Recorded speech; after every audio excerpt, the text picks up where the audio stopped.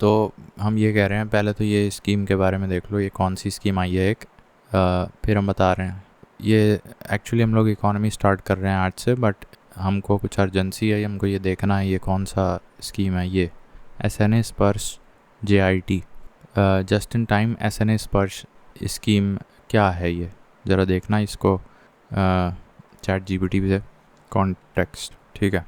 So, in the Indian banking and financial context, the JIT SNA Sparsh scheme refers to a pension disbursement mechanism under the Sparsh platform of the Ministry of Defence, Government of India. नहीं, ये कोई और उठा लिया, ये नहीं है, ये भी अलग है, ये अलग है भाई। Just in time refers to a real time demand based। अब यहाँ क्या लिखा है, यहाँ देखो लिखा हुआ है कि just in time SNA Sparsh transition with the implementation of JIT systemic liquidity has been impacted through movements in government cash balances. Systemic liquidity has been impacted through movements in government cash balances. Transfer through the SNA Sparsh results in shorter intermediate halts of funds in the banking system, affecting liquidity. ठीक है, तो फिर से देख लो, SNA Sparsh results in shorter intermediate halts of funds in the banking system, affecting liquidity. फ़िलहाल के लिए इतना समझ लो। फिर अब हम यहाँ से स्टार्ट कर रहे हैं। व्हाट इज़ लिक्विडिटी डेफिसिट, अभी पता चलता है। देखो RBI ने रिसेंटली लिक्विडिटी इन्फ्यूजन किया है operations to curb high liquidity deficit which has hit its lowest in nearly 15 years. अब RBI injected liquidity into the banking system through the open market operation. ये हमको पता है कि गवर्नमेंट और सिक्योरिटीज़ का खरीद फरोख्त होता है, ठीक है। और दूसरा कैसे किया है लिक्विडिटी इन्फ्यूजन, USD और INR का बाय सेल स्वैप किया है from the Indian banks, right. So the swap is in the nature of a simple buy sell foreign exchange swap from Reserve Bank side. A bank shall sell US dollars to the Reserve Bank and simultaneously agree to buy the same amount of US dollars at the end of the swap period. तो हाँ, ये दो operations किया है RBI ने to inject liquidity into the banking system. Now, banking liquidity refers to the reserves provided by a central bank to the banking system. तो central banks की तरफ से बाकी अन्य banking system of the country की तरफ अगर लिक्विडिटी जाता है तो उसको हम बैंकिंग लिक्विडिटी कहते हैं। Banking liquidity is equal to net borrowing under the liquidity adjustment factor minus excess reserves maintained by the banks. तो net borrowing under the liquidity adjustment facility जो कि इंडियन बैंक्स RBI से जितना भी बोरो करते हैं, अगर उसमें से हम माइनस कर दें excess reserves maintained by the banks तो वो हमें बैंकिंग लिक्विडिटी देता है, ठीक है। तो यहाँ से ये कॉन्सेप्ट पता चलता है कि banks usually borrow more from the RBI compare to the reserves maintain by each one of them, ठीक है। तभी तो ये पॉजिटिव आएगा बैंकिंग लिक्विडिटी, तभी तो पॉजिटिव आएगी। सो अब लिक्विडिटी डेफिसिट कब हो जाता है, जब banking system is a net borrower, banking system is a net borrower from the reserve bank and the system demand is positive, ठीक है। और लिक्विडिटी सरप्लस कब हो जाता है, जब when the banking system is a net lender to the reserve bank and the system demand is negative.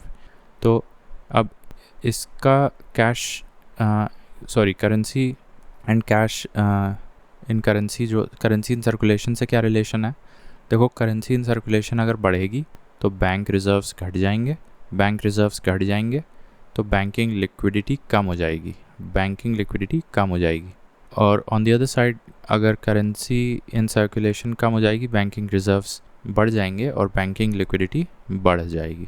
अभी current status की बात करें तो जनवरी 2025 में liquidity deficit hit a 15 year high. Liquidity deficit hit a 15 year high at 3.15 trillion rupees. तो liquidity deficit मैंने अभी तुम्हें बताया, लिक्विडिटी डेफिसिट मैंने अभी बताया कि जब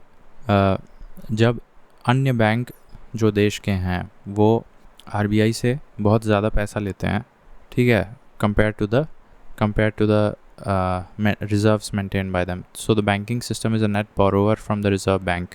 तो उस केस में लिक्विडिटी डेफिसिट होती है, और वही अगर बहुत ज़्यादा बोरो करने लगे तो बहुत ज़्यादा डेफिसिट हो जाएगा।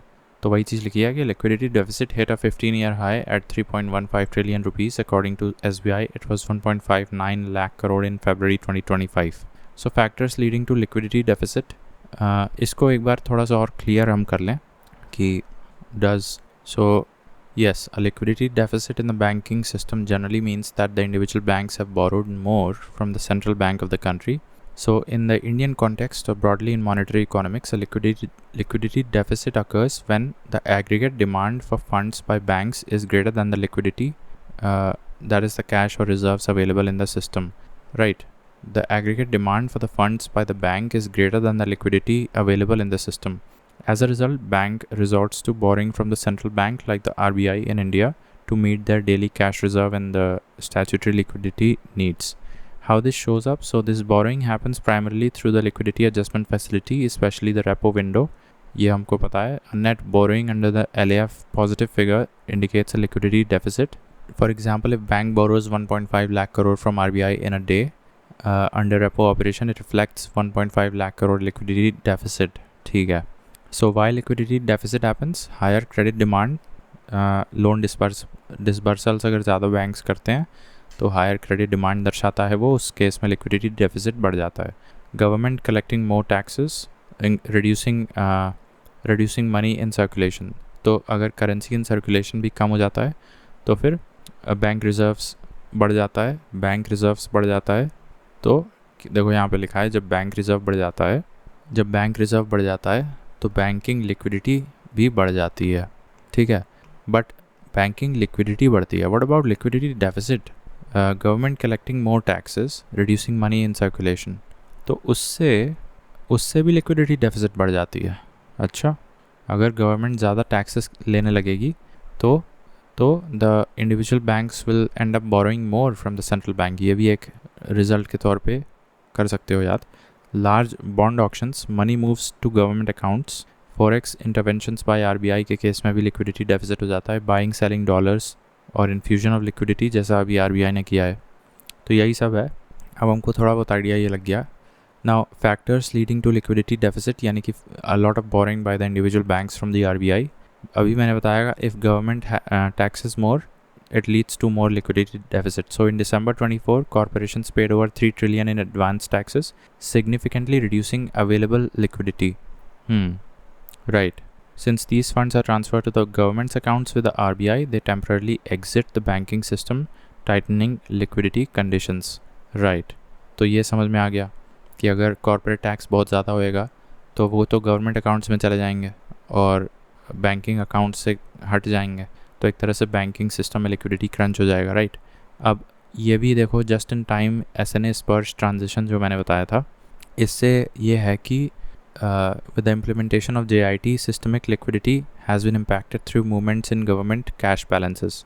Transfer through SNA Sparsh results in shorter intermediate holds of funds in the banking system affecting liquidity. तो ठीक है, ये भी हमें समझ में आ गया. फिर फॉरेक्स मार्केट देखो, volatility in capital flows, sell offs by the FIIs pushed the total capital outflows. हाँ, तो वो भी जब अपना बेच के भागेंगे तो फिर इंडियन बैंक अकाउंट्स में थोड़े पैसा रखेंगे तो वहाँ भी लिक्विडिटी क्रंच हो जाएगा.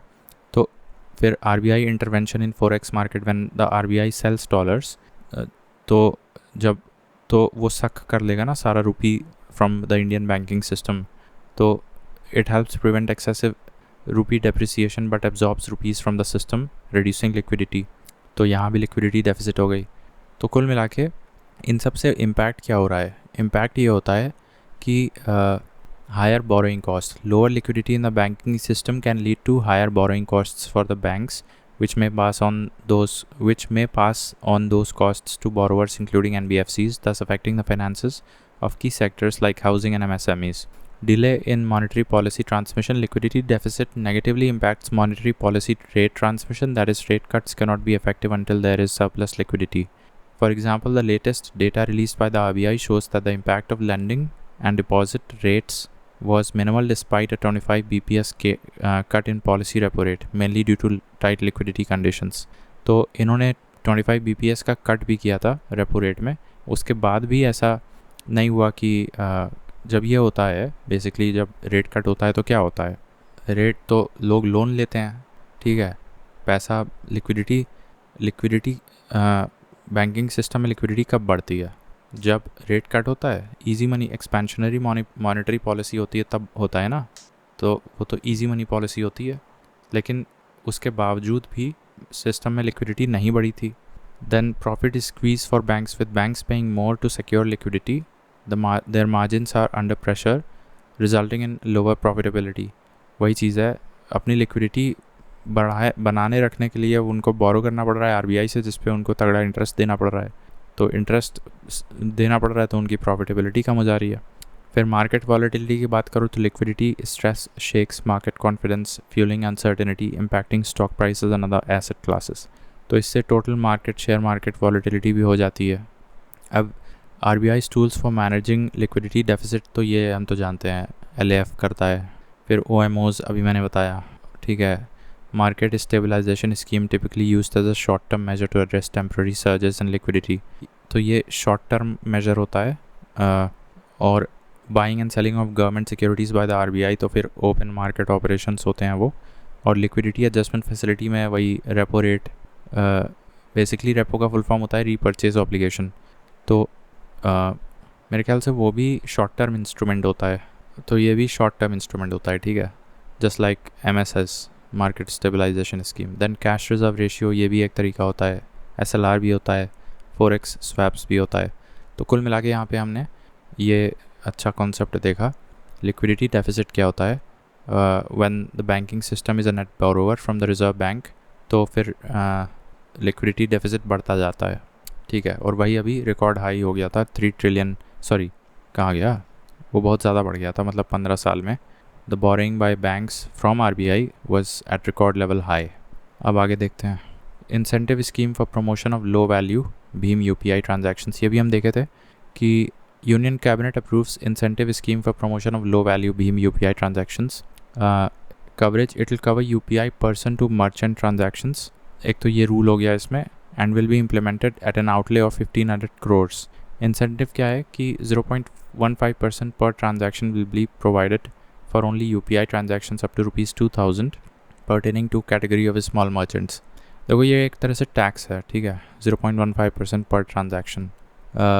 अगर वेंडर तुम्हारा या मर्चेंट जो है दुकानदार, वो अगर यूपीआई से पैसा ले रहा है और 2000 से कम लागत का कुछ मतलब पैसा ले रहा है, तो उसको इंसेंटिव मिल रहा है बेसिकली 0.15% का पर transaction from the customers pocket.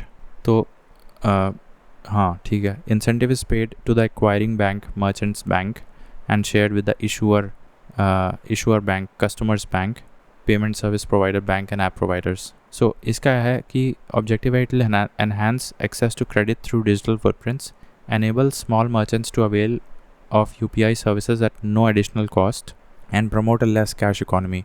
इस तो ऑब्जेक्टिव है promotion of indigenous Bhim UPI platform, achieving the target of 20,000 crore total transaction volume in financial year 24-25, penetration of UPI in tier 3 to tier 6 cities, and especially in rural and remote areas by promoting innovative products like phone-based UPI and offline, that is UPI Lite and UPI Lite X payment solutions.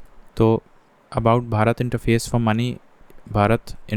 Money, it is a unified payments interface UPI based mobile application developed by NPCI. UPI is a system that powers multiple bank accounts into a single mobile application. Launched in 2016 to promote cashless payments and financial inclusion in India. Simple and fast transaction होता है. ठीक है, इसमें ये सब डालने की ज़रूरत नहीं होती है, IFSC और अकाउंट डिटेल्स बार बार. और मल्टी फैक्टर ऑथेंटिकेशन होता है इसमें. यूजेस UPI पिन, फिर डिवाइस बाइंडिंग थ्रू SMS और enhanced security. Supports multiple payment modes, मतलब users can make payments via UPI ID, Aadhaar, account number plus IFSC डाल के भी, मतलब हर तरीके से, और सिर्फ मोबाइल नंबर डाल के भी पेमेंट कर सकते हो. तो मल्टीपल मोड्स ऑफ पेमेंट्स भी हैं. नाउ कुछ फैक्ट NPCI के बारे में देखो तो NPCI is an umbrella organization for operating retail payments and settlements in India. It is an initiative of RBI and Indian Banks Association, RBI and IBA, under provisions of Payment and Settlement Systems Act 2007. ये बहुत important point है. NPCI जो है वो Payment and Settlement Systems Act 2007 के तहत बनाया गया था by the initiatives of RBI as well as in Indian Banks Association. It has been incorporated as a not-for-profit company under provisions of Section 8 of the Companies Act 2013. It aims to provide infrastructure to the entire banking system in India for physical as well as electronic payment and settlement systems. It has launched payment products such as RuPay card, immediate payment service, etc. ठीक है, एक last चीज़ हमको देखना है कि इसमें actually benefit किसको होगा। ये है कि incentive scheme for promotion of low value भीम यूपीआई ट्रांजैक्शंस। कहाँ गया ये चैट जीपीटी, इसी में तो है, कॉपी नहीं होगा। इंसेंटिव स्कीम फॉर प्रमोशन लिख लेते हैं, प्रमोशन ऑफ लो वैल्यू भीम यूपीआई ट्रांजैक्शन। तो ये हमने चैट जीपीटी से पूछा who will be the real beneficiary in this scheme. Beneficiary की स्पेलिंग गलत है। तो देखो, under this scheme approved by the union cabinet for financial year 24-25 1500 crore outlay के लिए है। Primary beneficiary is the acquiring bank, that is the merchants bank.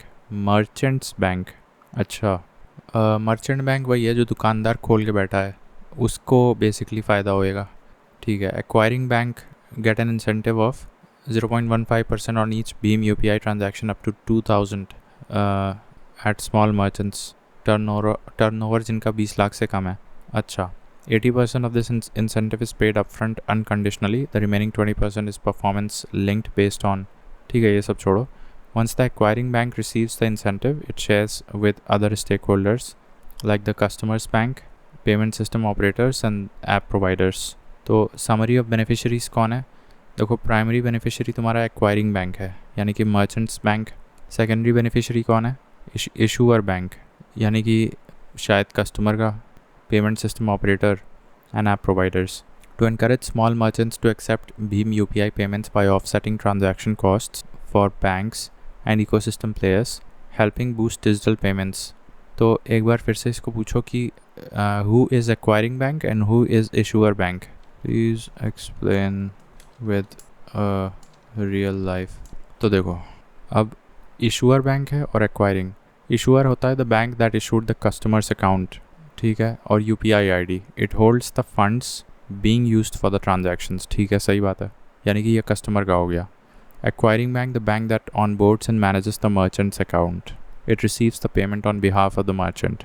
ठीक है, तो इशूअर बैंक हो गया कस्टमर का यूपीआई, और एक्वायरिंग बैंक हो गया जो पैसा फाइनली मर्चेंट के बैंक अकाउंट में गया उस। ठीक है भाई, दुकानदार भी तो यूपीआई सेवा ले रहा होगा ना किसी बैंक में खाता खुलवा के, तो उसको हम मर्चेंट अकाउंट बोल रहे हैं। ठीक है, अब जैसे एग्जांपल देखो, you go to a local grocery shop to buy vegetables, you use भीम app linked with your SBI account to scan QR and pay 150।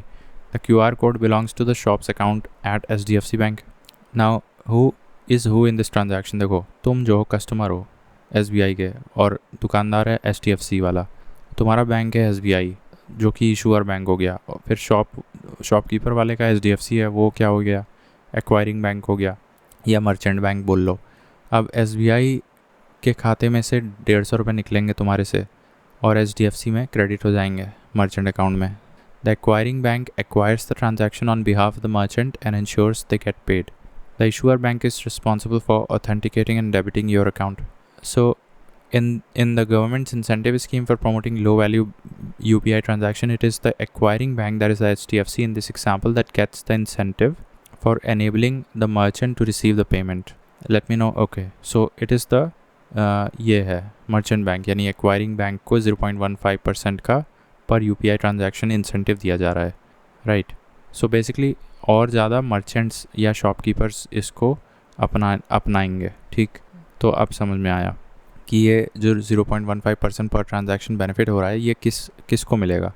Merchant account को मिलेगा, एक्वायरिंग बैंक के मर्चेंट अकाउंट को मिलेगा ऑन बिहाफ ऑफ शॉपकीपर्स। ठीक है, incentive is paid to the acquiring, that is merchant bank, and shared with the issuer bank, and मतलब कुछ हिस्सा इनको भी दे देंगे बाद में, और ऐप वगैरह के प्रोवाइडर्स को। ठीक है, अब ये समझ में आ गया। देन प्रायोरिटी सेक्टर लेंडिंग क्या है? अब ये तो हम जानते हैं कि RBI has issued new PSL guidelines which came into effect on April 1, 2025। अब देखो, इनको बैंकिंग रेगुलेशन 1949 एक्ट के अंतर्गत लिखा गया है, सभी कमर्शियल बैंक्स पे लागू होते हैं, including RRBs, small financial bank and local area banks, and ये क्या है? Primary urban cooperative banks and other than salary earners bank. ठीक है, तो पीएसएल में ऐसा है कि priority sector means those sectors which government and RBI consider important for the country's development and are to be given priority over the other sectors. Historical background देखो तो 1969 में गडगिल कमेटी बनी थी, recommended area approach leading to the adoption of lead bank scheme. ठीक है, lead bank scheme ये आई थी तुम्हारा 1969 गडगिल कमेटी के रिकमेंडेशंस पे। फिर 72 में फॉर्मलाइजेशन ऑफ PSL हो गया था। 82 में घोष कमेटी आई, recommended revision of and reclassification of priority sector categories. Finally हमारे पास ये कुछ क्षेत्र आ गए या सेक्टर्स आ गए जो प्रायोरिटी हैं, जैसे agriculture, MSME, export, education, housing, social infrastructure जिसमें बायोटेक पार्क्स, हॉस्पिटल्स वगैरह आ जाते हैं, रिन्यूएबल एनर्जी, अदर्स। अब enhancement of several loan limits जैसे education up to 25 lakhs for individuals including vocational courses. अगर ऐसे क्षेत्र में कोई बैंक लोन दे रहा है तो उस लोन को हम प्रायोरिटी सेक्टर लोन मान लिया जाएगा। सोशल इंफ्रास्ट्रक्चर में up to 8 crore per borrower for setting up schools, drinking water facilities. Other में housing loan limits, agricultural loans, इनको भी बढ़ाया गया है, एनहांस किया गया है। ठीक है, एक्सपैंडेड रिन्यूएबल एनर्जी लोन्स। तो देखो अभी सोशल इंफ्रास्ट्रक्चर में 8 crore है, एजुकेशन में क्या कर दिया है 25 लाख फॉर इंडिविजुअल्स, और expanded renewable energy loans. Renewable energy loans के लिए up to 35 crore for renewable energy based power generators and renewable energy based public utilities such as street lighting systems, remote village electrification. The limit is 10 lakhs for individual household. ठीक है, तो individual house hold के लिए 10 लाख का loan PSL मान लिया जाएगा for development of renewable energy infrastructure. फिर चाहो तुम पूरा का पूरा पावर जनरेटर बना रहे हो या फिर इंडिविजुअल हाउस होल्ड लेवल पे ले रहे हो, तो उस केस में 35 crore है और इस केस में 10 लाख है। फिर प्राइमरी अर्बन कोऑपरेटिव बैंक्स की बात करें तो टोटल प्रायोरिटी सेक्टर इनके लिए 60%, पहले 40% था, और कोऑपरेटिव बैंक्स के लिए 40% रूल था PSL में देने के लिए, अभी 60 कर दिया गया है। और माइक्रो एंटरप्राइजेस के लिए बढ़ा के 7.5% लैंडिंग करना है, और वीकर सेक्शंस के लिए 12% का लैंडिंग करना है अनिवार्य। लेकिन ये सब UCBs के लिए एप्लीकेबल है। ठीक है, 60% रूरल एरियाज़ में, sorry not rural but total priority sector. ठीक है, अर्बन कोऑपरेटिव बैंक्स के लिए 60% टोटल PSL, माइक्रो जिसमें कि माइक्रो एंटरप्राइजेस का बढ़ा के 7.5% किया और weaker sections of the society को 12% कर दिया।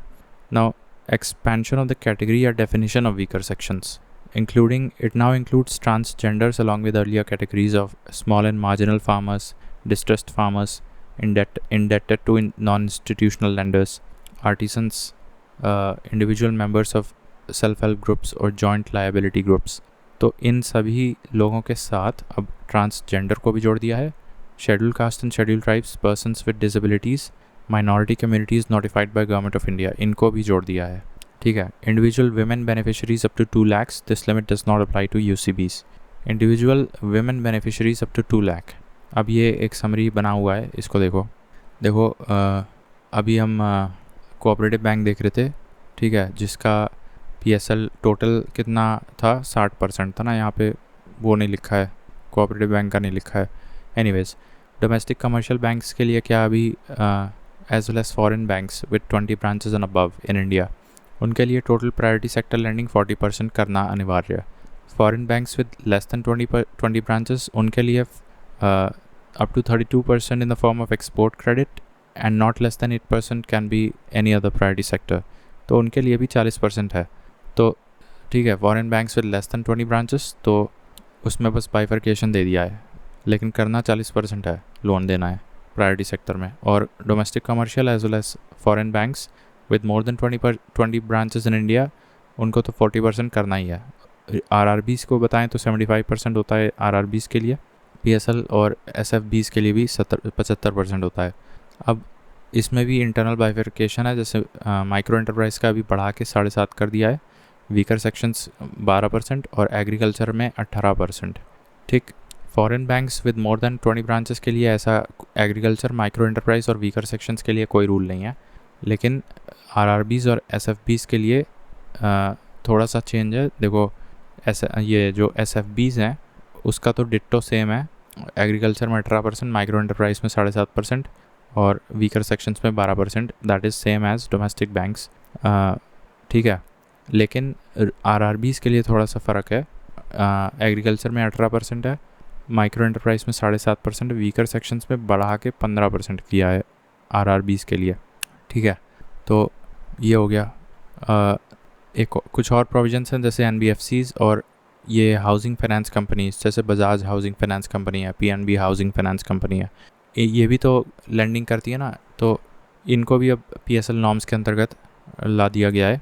और co lending model banks plus NBFCs recognised for PSL eligibility, मतलब ऐसा जहाँ पे बैंक्स NBFCs के साथ मिल के लेंड कर रहे हैं तो उसको भी PSL के अंतर्गत ले आया जा रहा है।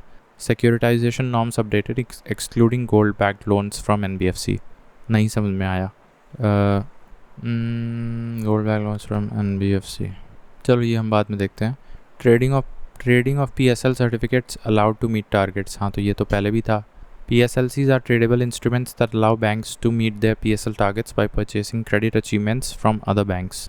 Then ये क्या है, IBPCS and direct assignment norms updated to ensure proper classification.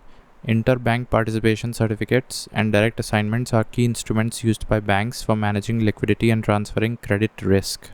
अच्छा, तो IBPCs and direct assignment norms, these are key instruments used by banks for meeting liquidity and transferring credit risk. Transferring where to another bank, ये ज़रा देखना, यहाँ पे पूछना ज़रा, inter bank participation certificates and direct assignments, inter bank, अरे यार, so IBPCs, that is interbank participation certificates and direct assignments, are tools that Indian banks are primarily use for the purpose of credit risk transfer and liquidity management, especially under priority sector lending norms. अब ये क्या करता है IBPCs? To temporarily transfer exposure from one bank to another, often used for liquidity management for PSL compliance. अच्छा, short term 180 days होता है, no transfer of underlying loan assets, only risk and income are transferred, can be with or without risk sharing. Example देखो, bank A has excess PSL assets but needs liquidity, तो bank B needs PSL assets to meet its targets, so bank A issues an IBPC to bank B, bank B gets the credit exposure while bank A gets the cash. अच्छा, ठीक है, ये तो वही priority sector landing certificates या trading of PSL वगैरह से जुड़ा है ये, ठीक है। अब देखो, ये वैसे तो 2016 से ले आया गया था PSLC सर्टिफिकेट का कॉन्सेप्ट, और इसका ट्रेडिंग भी अलाउ किया था, और इसमें 4 टाइप्स हैं, PSLC agri, PSLC MSME, PSLC general and PSLC weaker sections.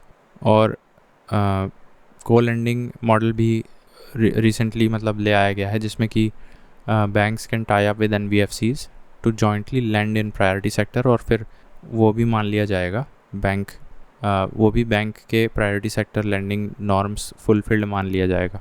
Recently RBI proposed a draft framework for co-lending arrangements between all regulated entities for all loans, priority sector और otherwise, ठीक है। तो ये हो गया PSL, ठीक है। तो इसमें कुछ चीज़ें बढ़ाई गई थी, जैसे ये देख लो, पूरा रिन्यूएबल एनर्जी बना रहे हो, जनरेटर सेटअप कर रहे हो तो 35 करोड़, और इंडिविजुअल हाउस होल्ड लेवल पे 10 लाख, एजुकेशन लोन में 25 लाख इंडिविजुअल के लिए, और सोशल इंफ्रास्ट्रक्चर के लिए 8 करोड़ कर दिया है, बढ़ा दिया है, ठीक है। बाकी माइक्रो एंटरप्राइजेज़, कोऑपरेटिव बैंक्स के लिए माइक्रो एंटरप्राइजेज़ को 7.5% देना है, वीकर सेक्शंस को 12% देना है, और टोटल अब 60% देना है, ये चेंजेस हुआ है, ठीक है। और प्राइमरी अर्बन कोऑपरेटिव बैंक्स के लिए ये लागू होते हैं 60%, ठीक है। और इंटरनली देखा जाए तो माइक्रो एंटरप्राइजेस को 7.5% और वीकर सेक्शंस को 12%, ठीक है। ये हो गया। अब 50 ईयर्स ऑफ माइक्रो फाइनेंस, ये कल से देखते हैं। ओके, सो इकोनॉमी में कुछ सेक्शंस रह गए थे, जैसे कल हम किए थे, उसके बाद अभी रैंडमली स्टार्ट कर रहे हैं, ठीक है। FPO से स्टार्ट करते हैं, या बायो इकोनॉमी है, और क्या है, नेशनल टेक्निकल टेक्सटाइल्स मिशन, ठीक है। और क्या है, नेशनल वाटरवेज रेगुलेशन 2025, और क्या है, coal sector for India's development, और क्या है, national programme for dairy development, ठीक है। और क्या है, फिर न्यूज़ एंड शॉर्ट्स हैं, ठीक है। तो पहले हम नीचे से स्टार्ट करें, डेयरी सेक्टर से देखते हैं, ठीक है। देखो, ऐसा है कि union cabinet approved the revised national programme for dairy development with an enhanced outlay for the period of 15th finance commission. इसमें ऑब्जेक्टिव है 10,000 न्यू डेयरी कोऑपरेटिव सोसाइटीज़ बनाएंगे। जो नया national programme for dairy development है, या जो नया मतलब रिवीजन हुआ है उसमें नया टारगेट है 10,000 new dairy cooperative societies banana. Strengthen milk procurement and processing in the north eastern region, ठीक है। and formation of 2 milk producer companies with dedicated grant support in addition to the ongoing projects of NPDD. 2 milk producer companies बनाएंगे, generate an additional of 3.2 lakh direct and indirect employment, focusing on women which constitute 70% of the dairy workforce. अब national programme for dairy development वैसे है क्या, एक central sector scheme है, ये पुरानी है, 2014 में ओरिजिनली लॉन्च की गई थी बट लेटर रिस्ट्रक्चर्ड इन 2021 और फिर अब 2025 में वापस से रिवीजन किया जा रहा है. Department of animal husbandry and dairying, ministry of fisheries animal husbandry and dairying के अंतर्गत आता है ये. To create and strengthen infrastructure for milk and milk products including cold chain infrastructure. To create training infrastructure for training of dairy farmers to increase milk production by providing technical input services like cattle feed and mineral mixture, to assist in rehabilitation of potentially viable milk federation unions. ठीक है, ये भी अच्छा point है, assist in the rehabilitation of potentially viable milk federation and unions. Now ये जो scheme है इसमें 2 components हैं, component A और B. तो A में क्या है कि improving essential dairy infrastructure especially in the remote and backward areas by supporting formation of dairy cooperative societies. Example milk chilling plants, milk testing laboratories, certification systems. तो component A में क्या है, backward and remote areas में infrastructure development करना है, essential dairy infrastructure develop करना है backward and सब रिमोट एरियाज़ में. कंपोनेंट बी में है dairying through cooperatives. Japan International Cooperation Agency, JICA जो है कंपनी है, Japan International Cooperation Agency assisted program for sustainable development of dairy cooperatives by improving production, processing and marketing infrastructure in the 9 states. तो जो component B है इसमें एक dairying through cooperatives infrastructure setup करना है, taking help from Japan International Cooperation Agency. ठीक है, और ये ऑलरेडी 9 स्टेट में जी का अपना कोऑपरेशन प्रदान कर रहा है. इसके बाद कोऑपरेटिव्स का रोल क्या होता है डेयरी सेक्टर में. देखो ये बहुत ही आम सवाल है, कोऑपरेटिव्स का डेयरी सेक्टर में क्या रोल है. Cooperatives are ideal for the fragmented dairy sector as it provides institutional support, bargaining power and awareness for growth of small farmers. तो यहाँ पे cooperatives are ideal for fragmented dairy sector. पहली बात तो the very nature of this entire dairy sector is very fragmented. ठीक है, बहुत ही centralise नहीं है, और तो चूँकि ये फ्रेगमेंटेड है, एक कोऑपरेटिव प्रकार का इंस्टीट्यूशन बना के हम इंस्टीट्यूशन सपोर्ट प्रदान कर सकते हैं फ्रेगमेंटेड डेयरी सेक्टर्स को, और bargaining power for the stakeholders यानी फार्मर्स बढ़ा सकते हैं. Then economic empowerment of farmers. Cooperatives provide equitable wealth distribution and democratic decision making process. Example Amul and Nandini contributed to economic growth of dairy farmers. तो यहाँ से क्या है, हमें क्या मिल रहा है, डेमोक्रेटिक डिसीजन मेकिंग प्रोसेस को प्रमोट करता है और इक्विटेबल वेल्थ डिस्ट्रीब्यूशन करता है. एग्जाम्पल अमूल और नंदिनी का दे सकते हैं. तो ये जो पहला वाला था दैट वाज सहकर से शक्ति. उसमें ये था कि the very nature of dairy sector is very fragmented and therefore it requires an institutional support in the form of bargaining power and awareness etcetera. ठीक है. दूसरी चीज़ है सहकर से समृद्धि. तो वहाँ पे equitable wealth distribution as well as democratic decision making process in cooperatives such as Amul and Nandini. Then cooperation among cooperatives, सहकर से सहयोग. It aids in achieving synergies among cooperatives. Example, facilitating transactions of primary dairy cooperatives through cooperative banks. अब ये क्या है कि cooperative तो तुमने बना ली, तो dedicated उसको cooperative बैंक से जोड़ सकते हो. ठीक है. तो प्राइमरी डेयरी कोऑपरेटिव सोसाइटीज़ को तुम कोऑपरेटिव बैंक से जोड़ दोगे तो और भी आसान सीमलेस ऑपरेशंस हो जाएंगे, इकोनॉमिक ट्रांजैक्शंस वगैरह बहुत ही जल्दी हो जाएंगे. ठीक है. बेसिकली एक इकोसिस्टम बन जाएगा. ठीक है, सेल्फ सपोर्टिंग. तो with the entry of these wealthy institutions like cooperative banks dedicatedly working for the betterment of cooperative societies. ठीक है. तो एक सिनर्जी बन जाएगी, सिनर्जीज अमंग कोऑपरेटिव्स. और ये सिर्फ डेयरी कोऑपरेटिव के लिए नहीं होते हैं बैंक्स, ये सभी प्रकार के कोऑपरेटिव्स को लोन्स वगैरह क्रेडिट फैसिलिटी प्रदान करते हैं. तो एक तरह से सिनर्जी बन जाती है. तो ये कुछ फ़ायदे हो गए. लेकिन चैलेंजेस क्या हैं डेयरी सेक्टर में? देखो, बहुत ही हाईली फ्रेगमेंटेड नेचर है डेयरी सेक्टर इन इंडिया. दूसरा, लोअर मिल्क प्रोडक्शन पर एनिमल देखा जाए तो काफ़ी कम है. और इसका मुख्य कारण है इनफेक्टिव ब्रीडिंग प्रोग्राम्स हैं, लिमिटेड एक्सटेंशन सर्विसेज यानी कि अवेयरनेस एंड रिसर्च वाली टेक्निकल नो हाउ कम है फार्मर्स में, टेक्नोलॉजिकल एडॉप्शन भी कम है, and limited availability and affordability of quality feed and fodder, ये भी बहुत मुख्य कारण है, ठीक है।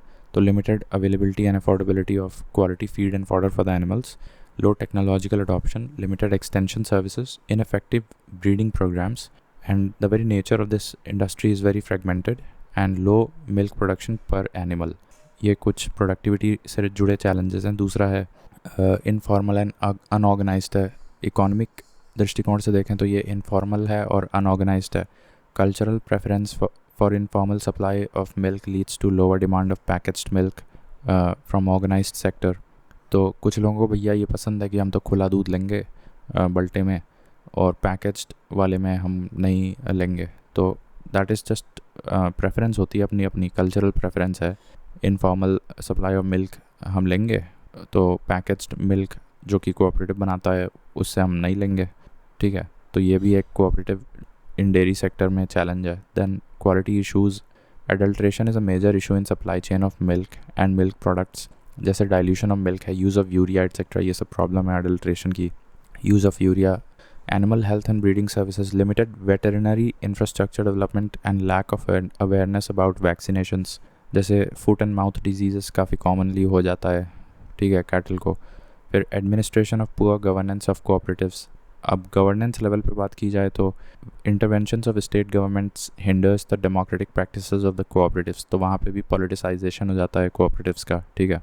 तो state governments often intervene for their own political aspirations. फिर limited processing and storage, lack of value addition, processing, storage and marketing infrastructure impacts the profitability of milk farmers. Limited processing and storage, ये भी एक reason है, processing और storage limited है, ठीक है। अब इसके कुछ तो काम किया गया है, जैसे राष्ट्रीय गोकुल मिशन एक स्कीम आई थी to enhance the milk output and productivity through genetic improvements, ठीक है, in the cattle population and promoting and conserving the indigenous cattle breeds by actually preserving and promoting the genetic codes of the indigenous breeds, उसको हम ज़्यादा multiply करने पे ध्यान दे रहे हैं इन द राष्ट्रीय गोकुल मिशन। फिर वाइट रेवोल्यूशन 2.0 आया था, ये मिनिस्ट्री ऑफ कोऑपरेशन के अंतर्गत आया था 2024 में। White revolution 2.0 for promoting sustainability and circularity in dairy, women empowerment and formation of a state level union in every state and UT and milk unions in 80% of the districts of the country। तो इस पे सवाल ये बन सकता है 80% पे, ठीक है, सभी डिस्ट्रिक्ट्स के लिए नहीं है, 80% of the districts in the country के लिए है। ये एक स्टेट लेवल यूनियन बनाने की बात की गई है एवरी स्टेट और यूटी में, ठीक है। State level union basically state level milk union in 80% of the districts of the country, that is a part of white revolution 2.0। फिर डेयरी एंटरप्रेन्योरशिप डेवलपमेंट स्कीम, अब ये एक नाबार्ड के द्वारा चलाया जाता है to create self employment opportunities in the dairy industry by offering capital subsidies for bankable projects, ठीक है। तो डेयरी एंटरप्रेन्योरशिप डेवलपमेंट स्कीम ये नाबार्ड द्वारा चलाया गया है to create self employment opportunities in the dairy industry by offering capital subsidies for bankable projects, ठीक है। फिर ये कुछ है life stock health and disease control programme और animal husbandry infrastructure development fund AHIDF, ये इंपॉर्टेंट है, incentivises investments by entrepreneurs, private companies et cetera to establish dairy processing and value addition infrastructure. The dairy infrastructure development fund has been subsumed in the all animal husbandry infrastructure development fund. तो animal husbandry infrastructure development fund जो होता है incentivises investments by entrepreneurs, private companies etc. to establish dairy processing and value addition infrastructure, ठीक है। तो ये हो गया। तो फिर कुछ वे फॉरवर्ड है, जैसे प्रोसेसिंग एंड मार्केटिंग में promote processing of milk to make products like A2 ghee, paneer etcetera. Marketing of quality products with the goal of creating a brand and promoting exports, ठीक है। और capitalizing on the power of collectivism in remote areas and increasing awareness about the benefits of cooperatives in dairy farmers, ये basically extension service है। Technological adoption बढ़ाना है, scientific approach in animal husbandry ले आना है। इंफ्रास्ट्रक्चर डेवलपमेंट में देखें तो cold chain infrastructure, quality testing labs, veterinary services and value addition mechanisation, ये सब करना है, ठीक है, वे फॉरवर्ड में। तो अभी लाइट चली गई है। फिर तो ये डेयरी वाला हो गया। अब ये करेंगे हम कोल वाला, जब लाइट आ जाएगी तब। तो लाइट तो आ गई ना, अब ये भी देख लेते हैं। देखो, coal sector for India's development, So India achieved a historic milestone by surpassing 1 billion tons of coal production in March 2025. 1 billion tons. Now government initiatives to driving success in coal sector, जैसे CMSP Act 2015 आया था, Coal Mines Special Provision Act, which permitted auction of coal mines for commercial mining by private entities. Private entities के द्वारा auctioning of coal mines allow किया था CMSP 2015 act से, coal mines special provisions act 2015. Enactment of mines and minerals development and regulation amendment act 2021 में amendment हुआ था MMDR act में. And it enabled captive mines owners to sell up to 50% of their annual mineral production in the open market. ठीक है, तो captive mine owners क्या होते हैं ये ज़रा पूछना. what are captive mine owners? captive mine owners, यार ये नेट को क्या हो गया. तो मोटा मोटा ऐसा याद रखो कि एक तो CMSP एक्ट 2015 आया था, फिर ये आया था MMDR एक्ट 2021 अमेंडमेंट. इसमें भी क्या किया गया कि कैप्टिव माइन ओनर्स को 50% of their annual minerals open market में सेल करने की छूट दे दी.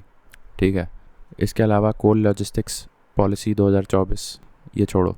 फिर transparent auction mechanism. Commercial coal block auctions are conducted in a 2-stage online competitive bidding process through the national coal mine safety report portal and the mine closure portal. तो ये सब छोड़ो, portal के नाम नहीं याद रखने हैं, बस ये याद रखो कि ट्रांसपेरेंट ऑक्शन मैकेनिज्म कर दिया. और coal gasification scheme for cleaner energy 2024 which targets 100 million tons of coal gasification by 2030. अब ये होता क्या है, 100 million tons of coal gasification by 2030 होता क्या है कि coal gasification converts coal into syngas which can be used for producing methanol, ammonium nitrate and synthetic natural gas and fertilisers. ठीक है, तो कोल को सिन गैस में बदल देते हैं, फिर सिन गैस से हम अमोनियम नाइट्रेट बना सकते हैं जो कि फर्टिलाइज़र में इस्तेमाल होता है. ठीक है, और मिथेनॉल बना सकते हैं. ठीक है, और क्या बना सकते हैं, सिंथेटिक नेचुरल गैस बना सकते हैं. कोल गैसिफिकेशन तो 100 million tons of coal gasification target है 2030. फिर mission coking coal aims to enhance coking coal supply to the steel sector and increase domestic coking coal production by 140 million ton by 2930. Mission coking coal भी है. Basically coking coal अच्छे quality of coal होते हैं जो कि iron smelting process में इस्तेमाल किया जाता है, तो उसके लिए हमारे पास अभी कोल कम है, तो कोकिंग कोल की सप्लाई बढ़ाना है स्टील सेक्टर के लिए. ठीक है, तो ये सब कुछ हमारे क्या हैं, गवर्नमेंट इनिशिएटिव्स लिए गए हैं ऑलरेडी. और एक चीज़ ये देख लो कि despite renewable energy growth, coal based thermal power will remain essential for India with its share projected at 55% by 2030 and 27% by 2047. तो अभी 2047 तक हम at 27% coal based power generation करते रहेंगे. देन इसके अलावा ये देखो एक इम्पॉर्टेंट पॉइंट है, 100% FDI under the automatic route for coal mining and related activities. और एक ये अच्छा इनिशिएटिव लिया गया है, single window clearance portal for the coal sector to speed up operationalising of coal mining.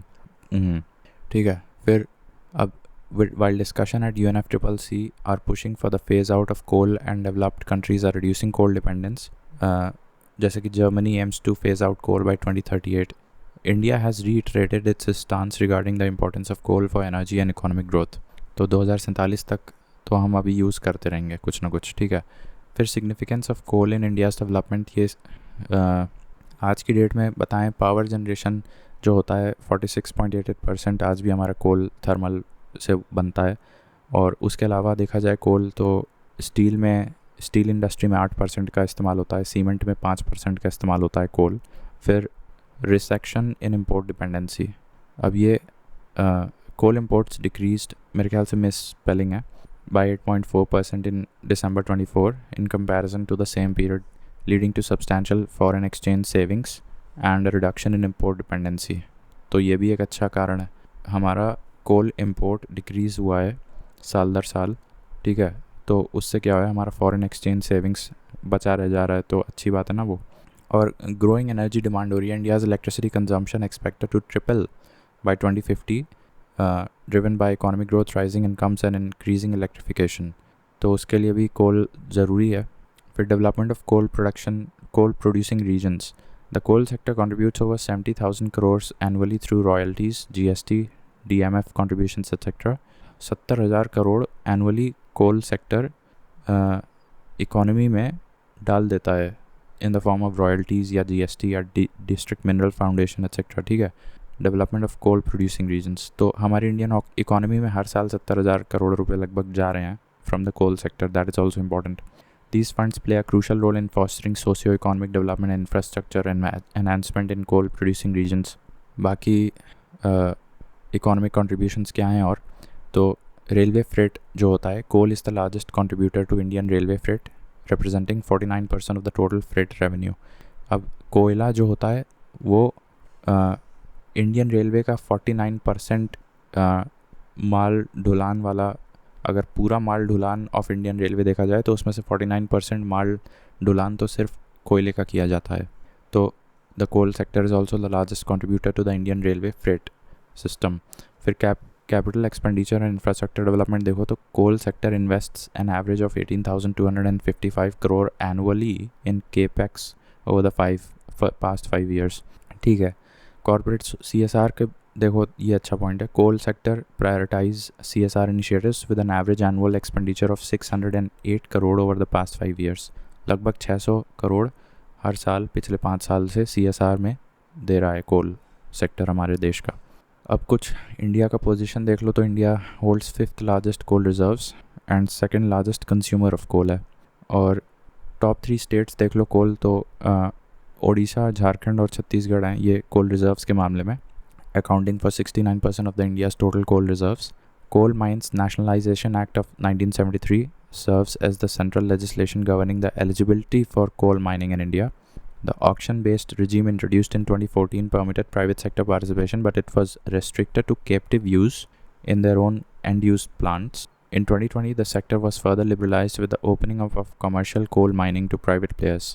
ठीक है, तो 2014 में ऑक्शन बेस्ड रजीम स्टार्ट हुआ था कोल सेक्टर में, but permitting private sector participation, but it was restricted to the captive use in their own end use plants, ठीक है।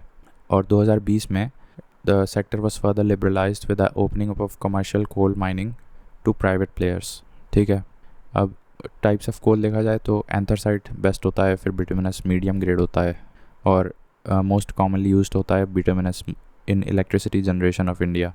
सब बिटुमिनस भी होता है और सबसे घटिया होता है लिग्नाइट, ठीक है, और उसमें सबसे कम कार्बन कंटेंट होता है लिग्नाइट में। अब चैलेंजेस देख लो क्या है। देखो, पोल्यूटेंट्स तो निकलता ही है, एनवायरमेंटल कंसर्न सबसे बड़ा चैलेंज है। इसमें से लेड निकलता है, फ्लाई ऐश निकलता है, आर्सेनिक निकलता है, लेड, आर्सेनिक, कैडमियम निकलता है, मर्क्यूरी निकलता है, हार्मफुल गैसेस निकलती हैं SO2, CO2, NOx, nitrogen oxides and particulate matters.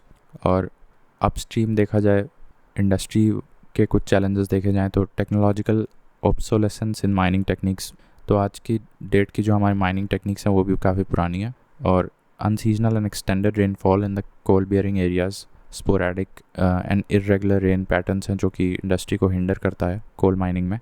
फिर non payment of commensurate coal value and huge outstanding dues by power sector consumers. ये पॉइंट अभी हम पूछते हैं ChatGPT से। Frequent labour industrial relation issues coal industry में, ठीक है, काफ़ी टसल रहता है लेबर सेक्टर, लेबर वर्ग और इंडस्ट्री वर्ग के बीच। लैंड एक्विजिशन इश्यूज़ होती हैं, माइंस वगैरह कहीं अगर डिस्कवर भी हो जाती है तो एक्विजिशन में काफ़ी टाइम लगता है। हाई और ऐश कंटेंट होता है इंडिया बिटुमिनस कोल में, ठीक है। एक ये पॉइंट देख लेते हैं, non payment of commensurate coal value. तो what is non payment of, क्या है ये, आगे क्या था, huge outstanding dues by power sector consumers India, ठीक है। The issues of non-payment of commensurate coal value and huge dues of power sector consumers are serious financial and operational challenges in India's coal and power sectors. कैसे देखो, the non-payment of commensurate coal value, this refers to power generation companies, Gencos or other consumers not paying Coal India Limited or its subsidiaries the full value of the coal they purchase. अच्छा, तो ठीक है, अब मोटा मोटा यही हो गया। इससे इम्पैक्ट क्या होता है, coal India faces cash crunch which affects its ability to invest in production machinery और expansion. Delayed coal supply, coal India limited में रिस्ट्रिक्ट और delay coal supplies to defaulters causing disruptions in power generation, ठीक है। Strained credit cycle in energy value chain, ठीक है, वही है। This refers to the unpaid bills of the power distribution companies, DISCOMs, and the end consumers, industries, households to power generating companies.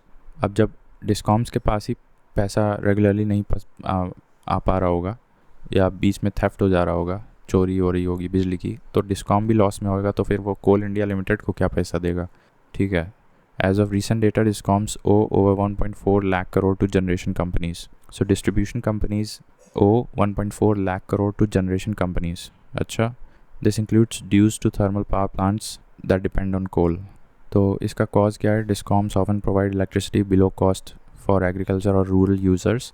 Delays in tariff provisions or power theft are ignored for electoral reasons, ठीक है. And billing inefficiencies, inaccurate metering, manual billing and poor collection practices, ये है. तो interconnection between the two, end consumers delay payment, उससे क्या होता है? Discoms don't pay power generators, और power generators को पैसा नहीं मिलेगा तो generators delay their payment to coal suppliers and coal supply gets disrupted, power shortages and load shedding होती है फिर. तो ये लास्ट में ये लाइन चेन रिएक्शन वाला पॉइंट इंपॉर्टेंट है, ठीक है. तो ये हो गया हमारा कोल सेक्टर. अब हम अगला करते हैं. ये क्या है? National waterways construction of jetties terminals regulation 2025. अब ये हम देखते हैं अगले वीडियो में. तो अब यहाँ से हम लोगों को करना था, देखो नेशनल वाटरवे रेगुलेशंस में कुछ चेंजेस हुए हैं. और एक सेकंड ज़रा मैं ये निकाल लूँ, ये इसको इधर कर देते हैं ताकि पता चले रिकॉर्डिंग हो रही है, ठीक है. So national waterways construction of jetties regulations 2025 आया है. So without starting this article, पहले ये देख लो हमारे देश में अभी फ़िलहाल कितने नेशनल वाटरवेज़ हैं. ये सब लोग जानते हैं. नेशनल वाटरवे 1 जो है गंगा नदी पे जो स्थित है, वो हल्दिया से स्टार्ट होता है और इलाहाबाद तक जाता है. हल्दिया इज़ इन वेस्ट बंगाल और ये इसकी लेंथ लगभग 1620 किलोमीटर्स है. इसमें कौन कौन से स्टेट्स आ जाएंगे? तो बिहार, झारखंड आएगा. देखो यूपी तो आएगा ही, और यूपी के बगल में जो 2 ईस्टर्न नेबर्स हैं, बिहार एंड झारखंड, वो आ जाएंगे. और फिर टर्मिनल लोकेशन इसकी वेस्ट बंगाल है. उसके बाद नेशनल वाटरवे 2 की बात करें, जो कि ब्रह्मपुत्र नदी पे बना है, ठीक है. और उसका नाम है धुबरी से लेकर सड़िया तक. ना धुबरी कहाँ पे पड़ेगा? असम में पड़ेगा, और सड़िया तुम्हारा मेघालय में पड़ेगा. 2 चीज़ें याद रखो, ठीक है. डुबरी और सड़िया लगभग 890 किलोमीटर के आसपास है. Dhubri is in Assam and this thing Sadiya is in Meghalaya, ठीक है. Are you sure Dhubri is in Assam? I will confirm that, ठीक है. I don't think Dhubri is in, चलो अभी के लिए सिर्फ इतना रट लो कि डुबरी से सड़िया तक होता है. बाकी तुम्हारा एक्सरसाइज ये है कि Dhubri lies in which state and सड़िया लाइज इन विच स्टेट, ठीक है. नेशनल वाटरवे नंबर 3 कहाँ गया? ये 3 कहाँ गया? ये है. अब ये तो आसान है, कोल्लम से कोट्टापुरम. देखो ये तुम्हारा एक ही स्टेट में चल रहा है, केरला में. और ये कौन सी नदी पे स्थित है? तो ये नदी का नाम नहीं लिखा है क्या? वेस्ट कोस्ट कनाल भी बोलते हैं इसको. नदी का नाम लिखा ही नहीं है, बट ध्यान रहे this is, I think this is the second shortest canal of India, national waterway of India, ठीक है. कोट्टम से Kollapuram entirely in Kerala 205 kilometres. उसके बाद नेशनल वाटरवे नंबर 4 आता है, वो तुम्हारा है ये गोदावरी एंड कृष्णा के नदियों पे बेसिकली बनाया गया है.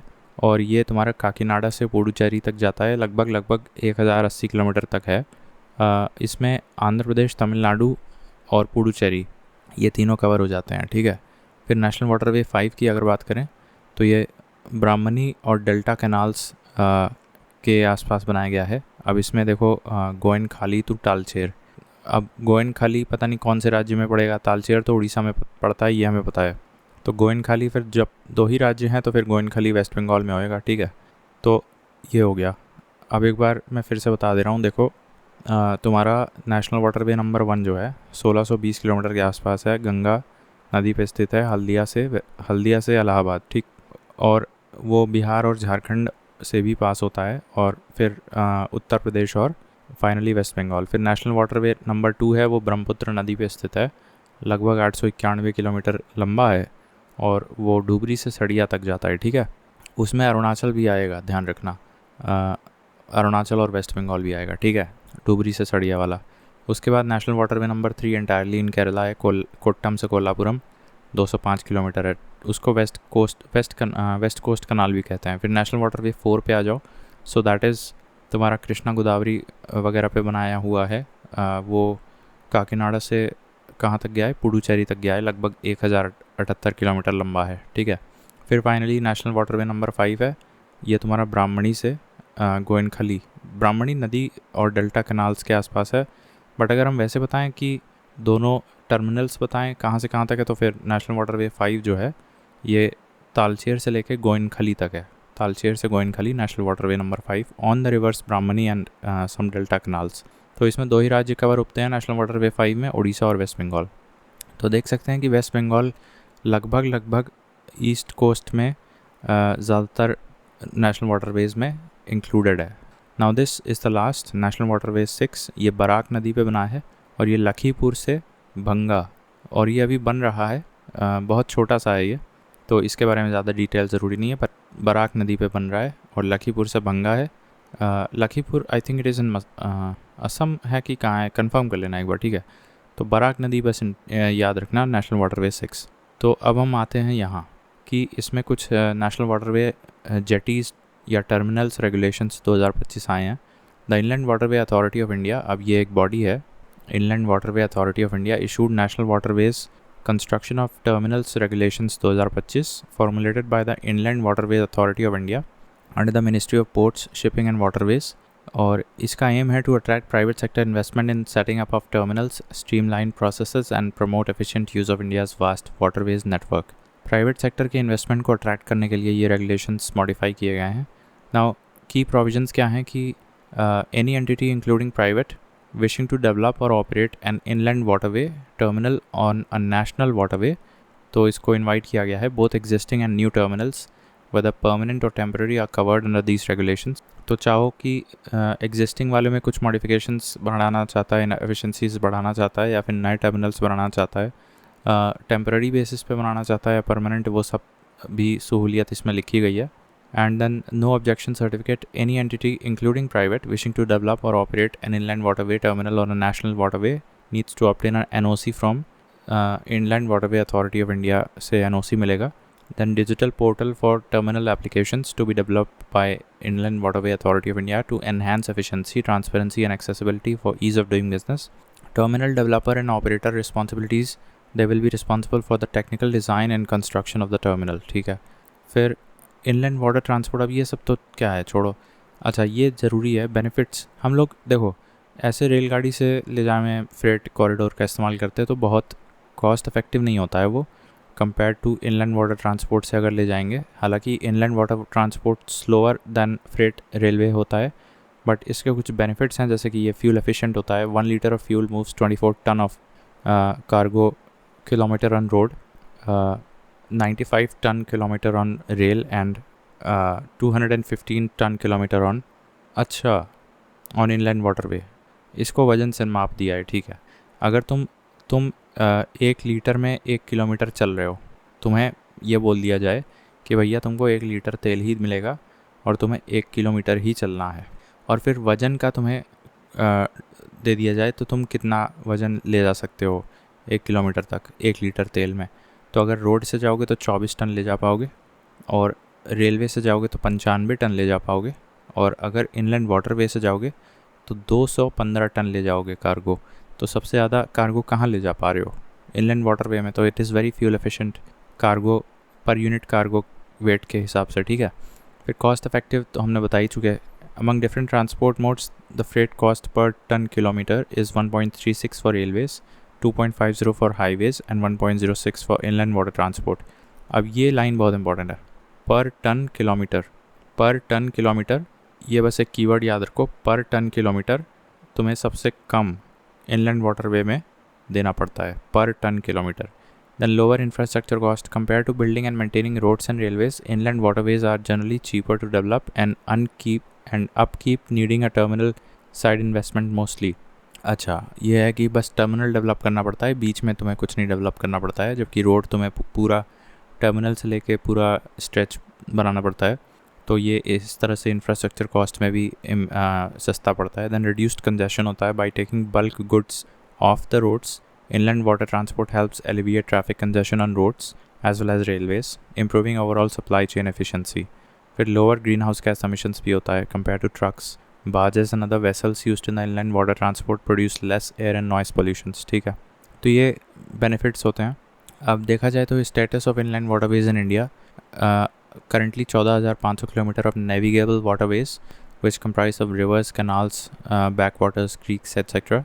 तो currently 133 million metric tons of cargo is being moved annually by inland water transport, ठीक है, एक साल में annually by the inland water transport. Comparison with other countries, in India only 3.5% of the trade through waterways compared to 47% in China, 40% in Europe and 35% in Bangladesh. तो देख सकते हो कि इंडिया में अभी भी रोड और रेलवे को ही ज़्यादा रिलाई किया जा रहा है, जबकि तो अगर आंकड़े के हिसाब से देखें only 3.5% of trade happens through waterways in India compare to 47% in China, 40% in Europe. फिर इनिशिएटिव्स क्या हैं, तो inland waterway authority of India established in 1986, अब इस पर प्रीलिम्स में बन सकता है, और मिनिस्ट्री ऑफ शिपिंग के अंतर्गत आता है ये, to develop and regulate national waterways. Jal Marg Vikas project पुराना है, छोड़ सकते हो। Being implemented by the Inland Waterway Authority of India with support from the World Bank to improve the navigability of the 1390 kilometer stretch from National Waterway 1, तो ये पुराना है, छोड़ दो। सागरमाला भी थोड़ा सा नया है। It is aimed at revolutionizing India's maritime sector. It promotes the use of coastal and inland waterways for cargo transportation, reducing dependence on road and railway networks. Sagarmala project 2015 का था। The National Waterway Act 2016 में आया था। Under it 111 waterways including 5 existing and 106 new have been declared as national waterways. तो अभी तो 6 हैं, लेकिन टोटल अगर देखा जाए तो 111 वाटरवेज डिक्लेयर्ड हैं, बने नहीं हैं वो अलग बात है। Inland vessels act 2021 replacing the inland vessels act 1917. It addresses aspects related to inland vessels include their registration, classification, pollution prevention measures etc. तो रजिस्ट्रेशन और पोल्यूशन प्रिवेंशन मेजर्स एक्सेट्रा वगैरह तुम्हारा इसके तहत आएगा। इनलैंड वेसल्स 2021 एक कानून बना दिया है। फिर एक जल वाहक स्कीम लेटेस्ट है, ये कानून है Jal Vahak scheme. It aims to encourage business enterprises with safe and timely delivery of cargo through inland waterways in a cost effective manner, ठीक है। अब चैलेंजेस यही है, हाँ चैलेंजेस ये है कि एनवायरमेंटल कंसर्न हो गया, रिवर पोल्यूशन होता है, वाटर फ्लो डिसरप्शन होता है, हैबिटेट डिस्ट्रक्शन होता है, और shortage of inland waterway transport vessels ही इतने नहीं हैं। देखो वेसल्स पे कानून तो बना दिया है 2021 में, इनलैंड वेसल्स एक्ट 2021, लेकिन वेसल्स भी तो होने चाहिए। Vessel buildings are highly capital intensive and face difficulties in obtaining project finance from banks and financial institutions. तो वेसल्स बनाने के लिए फाइनेंशियल इंस्टीट्यूशंस लाइक बैंक्स के द्वारा फाइनेंस फैसिलिटीज़ कम हैं, और एनवायरमेंटल कंसर्न बता दिया। इनएडिक्वेट depth, the reverse require a minimum depth of at least 3 kilometres, ये भी एक इंपॉर्टेंट प्रीलिम्स वाला सवाल बन सकता है। But most Indian rivers are about to making carriage of heavy loads difficult, but ज़्यादातर नदियाँ 2 किलोमीटर से ज़्यादा गहरी नहीं हैं, sorry 2 metre, which is like 6 feet, ऐसा है क्या? तो मिनिमम डेप्थ तो 3 मीटर्स तो चाहिए। Then model integration, lack of potential multi model corridors and detailed mapping of waterways and industrial clusters, छोड़ो ये सब हटाओ। तो कंक्लूजन में ठीक है, एक ये पॉइंट यहाँ कंक्लूजन में देख लो कि मल्टी मॉडल कनेक्टिविटी चाहिए। आप सिर्फ इनलैंड पे रिलाई नहीं कर सकते, इनलैंड करो, ड्राई पोर्ट्स बनाओ, अंतरपोर्ट बनाओ वगैरह वगैरह सब कुछ, रेलवे पोर्ट बनाओ, सबको साथ में एक सिनर्जी बनाना पड़ेगा, ठीक है, तब ये जो है सप्लाई चेन सबसे एफिशिएंटली चल पाएगी। तो ये हो गया, ठीक है। इसके बाद जो है यहाँ पे आते हैं हम, ये जो है national textile missions, national technical textile mission है। अब it has been 5 years since the launch of the national technical textile mission, इसको हम ज़्यादा डेप्थ में नहीं देखेंगे।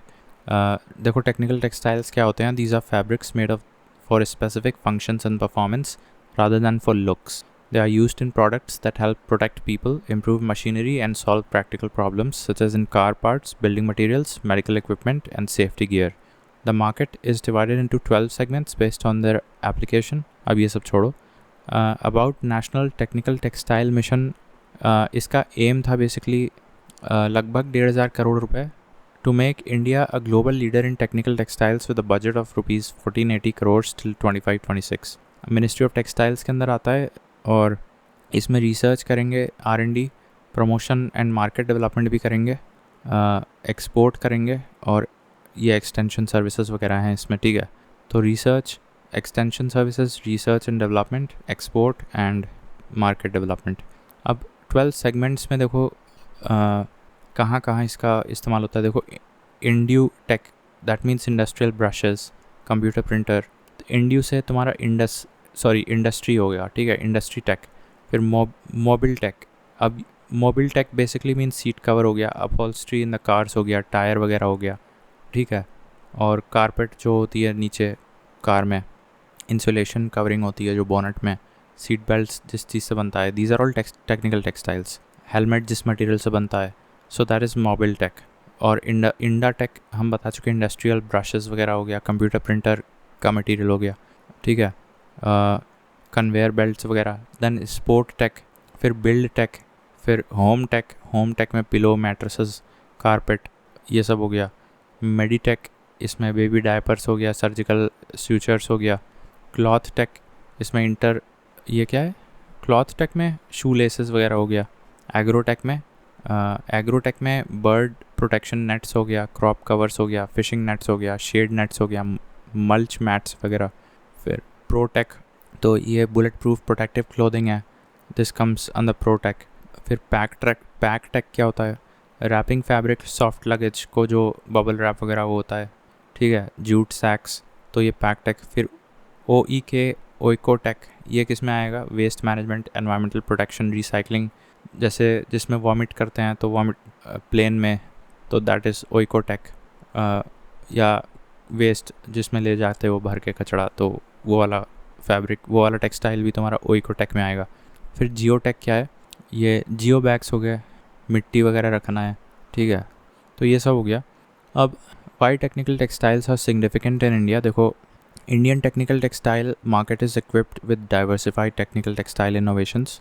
अब ये सब छोड़ो, कुछ अच्छा पॉइंट इसमें दिख नहीं रहा है। डिफेंस मॉडर्नाइजेशन में ज़रूरी है। Manufacturing of protech based bullet proof jackets, protective wear, high strength composite materials under make in India can help defence modernisation. फिर एनवायरमेंटल प्रोटेक्शन में जैसे जियोटेक और Oekotech are useful for environmental protection. फिर अब ये सब देखो, जैसे PLI scheme for textiles, other steps taken to promote technical textiles. ये प्रोडक्ट लिंक्ड इंसेंटिव वाली जो स्कीम थी टेक्सटाइल के लिए, in order to promote domestic production of technical textiles, production linked incentive scheme was launched in addition to man-made fabrics and apparel. A PM Mitra scheme to boost the overall textile industry and value chain, especially man-made fibers and technical textiles. Ministry of Textile launched PM Mega Integrated Textile Regions and Apparel Parks. तो ये जो मित्रा scheme आई थी over a period of 7 years थी, ये 2028 में expire हो जाएगी। तो PM मित्रा में ओवरऑल टेक्सटाइल इंडस्ट्री और the value chain of the textile sector, specially man made fibres and technical textiles पे ज़्यादा जोर था PM मित्रा स्कीम का। 2027-28 तक चलेगा। सामर्थ्य स्कीम क्या है, Samarth scheme for capacity building in textile sector is a flagship skill development scheme. तो ये एक skill development scheme by ministry of textile to provide demand driven placement oriented skilling programme to incentivise the efforts of the industry in creating jobs in the organised textile and related sectors. तो ये तो skill impart करने वाला है, placement oriented skilling programme है ये, ठीक है, Samarth scheme of textile ministry. जबकि PM मित्रा स्कीम हमने बता दिया वैल्यू चेन और man made fibres and overall textile industry को बूस्ट करने के लिए था। फिर HSN codes, in addition to 207 identified technical textiles items in 2019, development of 30+ new HSN codes dedicated to technical textile products. New HSN codes भी बनाए गए हैं कुछ, जिससे हम आइडेंटिफाई कर सकते हैं different types of technical textiles. And mandatory usages, currently 119 technical textiles products have been identified for mandatory usage across 10 central ministries and departments।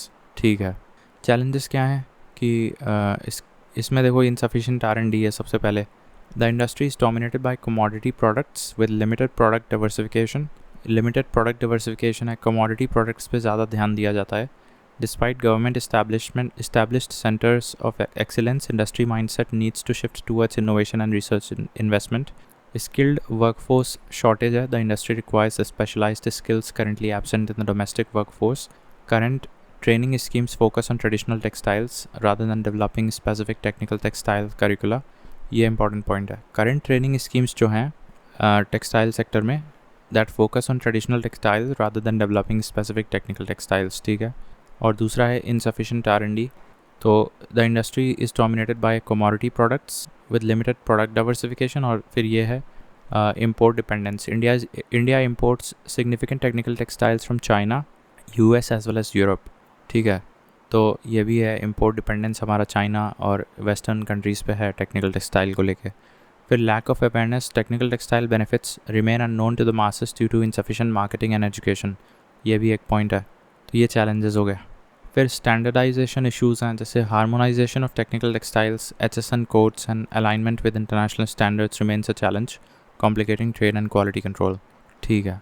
अब वे फॉरवर्ड छोड़ो भाई, आगे बढ़ो। तो ये हो गया, थोड़ा टेक्सटाइल के बारे में जान गया, 2 स्कीम्स के बारे में भी देख लिए। तो 5 साल हो गए नेशनल टेक्निकल टेक्सटाइल मिशन को। कब लॉन्च किया गया था बेसिकली ये देखो, 12 सेगमेंट्स उनमें देख लिए, ठीक है। 2020 में लॉन्च किया गया होगा मेरे ख्याल से। ऑल राइट, फिर ये क्या है, ये वाला आर्टिकल है तुम्हारा बायो इकोनॉमी, ठीक है। So biotechnology industry research assistance council, BIRAC. पहली बात तो ये किस में आता है, किस मंत्रालय में आता है, अब ये देखना पड़ेगा यार। चैट जी, क्या नाम था, BIRAC comes under which ministry? So I think ministry of science and tech में आता है। लेट्स ओपन परफेक्ट, ठीक है। इनका कुछ नया वर्जन आया था, तो ठीक है। So let's go back here. Now India's bio economy के बारे में लिखा हुआ है। देखो, now biotechnology industry India bio economy report, ये रिपोर्ट कौन निकाला है? बायरैक निकाला है। बायरैक किस मंत्रालय में है? Ministry of science and tech. Now prelims में तो यही बन सकता है।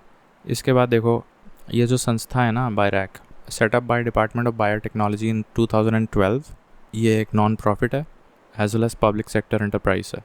It is an industry academia interface and implements initiatives such as targeted funding, technology transfer, IP management। अच्छा, तो technology transfer and IP management का काम देखता है BIRAC. Not for profit public sector enterprise है और 2012 में बनाया गया था, और ये रिपोर्ट रिलीज़ करता है India bio economy report. So let's straight away get to the report. अच्छा, पहले ये देख लो की सेक्टर्स ऑफ बायो इकोनॉमी। अच्छा, ये भी देख लो कि India has an ambitious target of 300 billion bio economy bye 2030, ये अच्छा पॉइंट है। फिर की सेक्टर्स इसमें bio pharma and bio medical आएगा, बायो एग्रीकल्चर आएगा, बायो इंडस्ट्रियल आएगा, और बायो रिसर्च आएगा, और बायो IT आएगा। कुछ एग्जांपल्स देख लेते हैं। जैसे बायो फार्मा में तुम्हारा cancer immunotherapy, gene editing and precision medicine. Examples ये CRISPR-Cas9 जो हम बहुत फेमस है, that comes under the bio pharma या बायो मेडिकल कह सकते हैं। फिर bio agriculture, genetically modified crops वगैरह हो गए। Precision agriculture, bio based products जैसे BT कॉटन हो गया, बायो पेस्टिसाइड्स। फिर बायो इंडस्ट्रियल में बायो फ्यूल्स बना सकते हो, बायो प्लास्टिक्स, बायो गैस वगैरह बना सकते हो। बायो गैस सतत स्कीम के अंतर्गत चल रहा है अभी। फिर bio research and bio IT में, बायो IT में क्या है कि बायोटेक सॉफ्टवेयर बना सकते हो, ठीक है। तो अब देखते हैं आगे। 2030 तक $300 बिलियन की बायो इकोनॉमी बनाने का इंडिया का टारगेट है। Now significance of bio economy for India. Bio economy surged from 10 billion in 2014 to 165 billion in 2024। बाप रे बाप, 10 साल में ये 16 गुना हो गया लगभग, contributing 4.25% to the GDP of India. बहुत सही यार, इसके शेयर्स लेने चाहिए थे। फिर एंटरप्रेन्योरशिप देखो तो biotech startups have grown from 50 to 10,000 plus in a decade, boosting innovation. Then global hub for affordable quality medicines. India ranks 3rd in pharma production by volume and 14th by value. अच्छा, by volume के हिसाब से देखें तो 3rd आता है India. Further, India produces 65% of the world's vaccines, ये भी हम जानते हैं। Then bio-agri sector improves agriculture and livestock productivity through genetically modified crops, precision farming and bio products, ठीक है। जैसे ये क्या है, इंडियन इम्यूनोलॉजिकल्स लिमिटेड लॉन्च्ड शस्ती, an indigenous in vitro fertilisation to make IVF technology more affordable for farmers.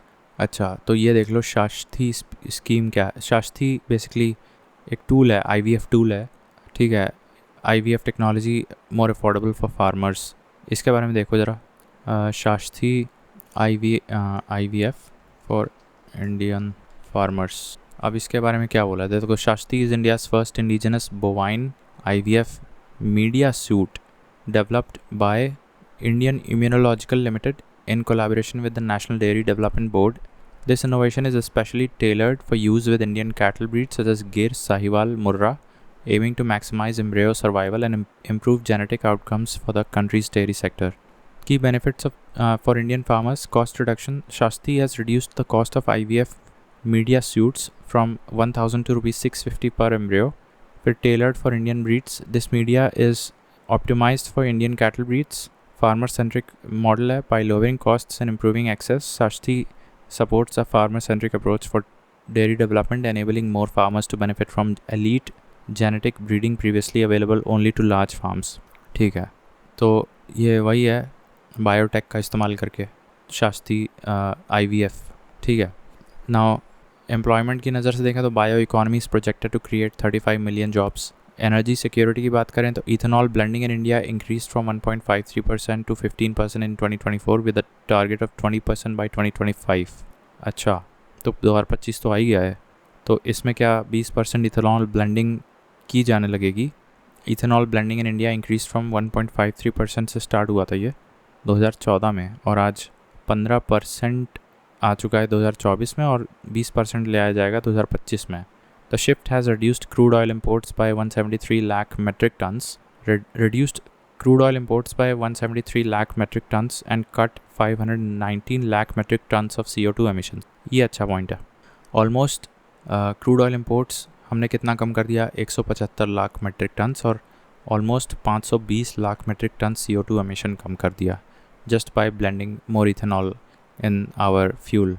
ठीक है, ये भी एक पॉइंट अच्छा है. देन एनवायरमेंटल बेनिफिट्स ऑफ क्या हम लोग क्या देख रहे हैं, बायोटेक्नोलॉजी ना, promoting circular economy, second generation ethanol. ठीक है, छोड़ो वो, ये सब तो जानते ही हो. कुछ बायो इकोनॉमी से रिलेटेड स्कीम्स देख लो. जैसे बायो E3 है, biotechnology for economy, environment and employment policy 2024. It introduces key initiatives such as advanced biomanufacturing facility, biofoundry clusters and bio AI hubs to support bio-based product development and commercialization. National Biopharma Mission led by Department of Biotech. It aims to boost India's capabilities in vaccines, biosimilars, medical devices, etc. by fostering collaboration between industry and academia. फिर ये आई थी bio ride scheme. ये क्या है, biotechnology research, innovation and entrepreneurship development. Approved under Department of Biotechnology, it aims to promote bio-entrepreneurship, advanced innovation and facilitate industry-academia collaboration. तो एक bio ride scheme याद रखो 2024 की. बेसिकली फंडिंग देंगे एकेडमी और इंडस्ट्री इंटरफेस को फैसिलिटेट करने के लिए. ठीक है, एक तरह से bio ride scheme. Department of biotech promote bio entrepreneurship, advanced innovation, facilitate industry academia collaboration. तो ये हो गया बायो राइड स्कीम. जबकि तुम्हारा ये क्या है, बायो E3, और ये क्या था, नेशनल बायो फार्मा मिशन. इसमें क्या करेंगे, implemented by BIRAC. It aims to boost India's capabilities in vaccines by fostering collaboration between industry and academia. ठीक है, और क्या स्कीम्स हैं. जीनोम इंडिया प्रोजेक्ट 2020 पुराना हो गया. ये भी बायोटेक, डिपार्टमेंट ऑफ बायोटेक के द्वारा किया गया था. Aims to build a comprehensive catalogue of genetic variations that reflect unique diversity of Indian population. Then Biotech Kisan क्या है, it is a scientist farmer partnership program launched to empower farmers, especially women and those in rural and tribal areas through agricultural innovation. तो Biotech Kisan scientists और farmers को जोड़ता है. It is a scientist farmer partnership program. Then national policy on biofuels. अब ये तो पुराना हो गया, छोड़ो. अब challenges क्या हैं बायो इकोनॉमी को लेके, तो एक तो overlap, inefficiency and lack of clarity है. India's biotech regulations are spread across multiple ministries and committees. जैसे कि फॉर एग्जांपल रेगुलेशंस की अगर हम बात करें इस क्षेत्र में, तो इसमें देखो रेगुलेट करने वाली कई संस्थाएं हैं, कोई एक सेंट्रलाइज नहीं है. जैसे कि ministry of environment, forest, climate change, ministry of science and tech भी रेगुलेट करता है. फिर जेनेटिक इंजीनियरिंग अप्रेजल कमेटी भी करता है फॉर बायो एग्रीकल्चर. फिर review committee on genetic manipulation etcetera, ये भी एक बॉडी है रेगुलेटरी. तो कई सारी बॉडी हैं. ठीक है, India's biotechnology regulations are spread across multiple ministries. Then lack of harmonisation in laws. Example, contradiction between protection of plant varieties and farmers rights act with the patent act with respect to balancing the rights of farmers and breeders. अब ये क्या है? What is the contradiction between Protection of Plant Varieties and Farmers' Rights Act with the Patent Act with respect to balancing the rights of farmers and breeders? ये point समझ में नहीं आया but अच्छा लग रहा है, मैं इसके बारे में और देखना चाहेंगे. Explain contradiction between protection of plant. देखो यहाँ लिखो ना, कहाँ गया ये विंडो, इधर ले आओ. हाँ, please explain what is the contradiction between Protection of Plant Varieties and Farmers' Rights Act with the Patent Act in Indian context. तो देखो ये perplexity क्या बोल रहा है. All right, so अब देखो ये क्या है कि the contradiction between India's Protection of Plant Varieties and Farmers' Right Act, एक ये legislation है, दूसरा है Patents Act 1970, stems from their divergent approaches to intellectual property protection in agriculture.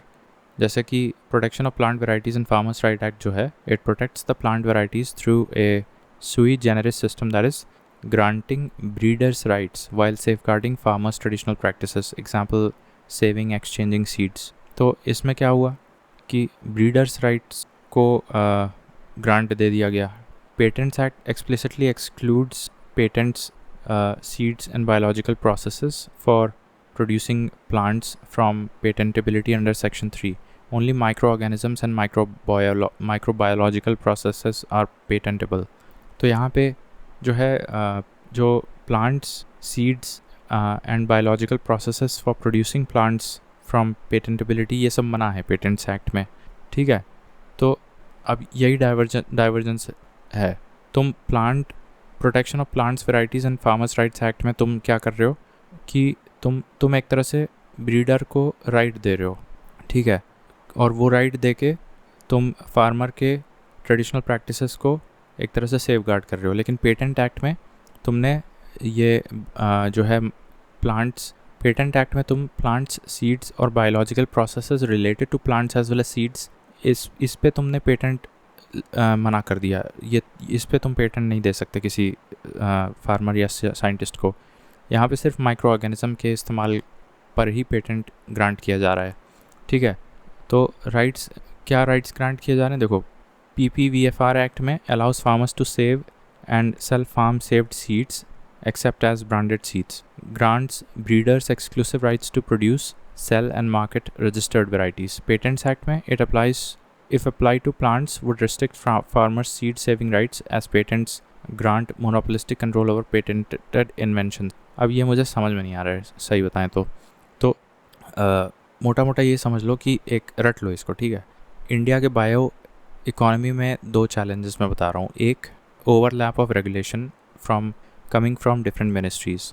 दूसरा, lack of harmonisation in laws. जैसे कि protection of plant varieties and farmers rights act has certain features which go against the patent act. ख़त्म बात. ठीक है, फिर bio piracy concerns. जैसे traditional knowledge based on biological resources is often exploited by big multinational companies and pharmaceutical companies.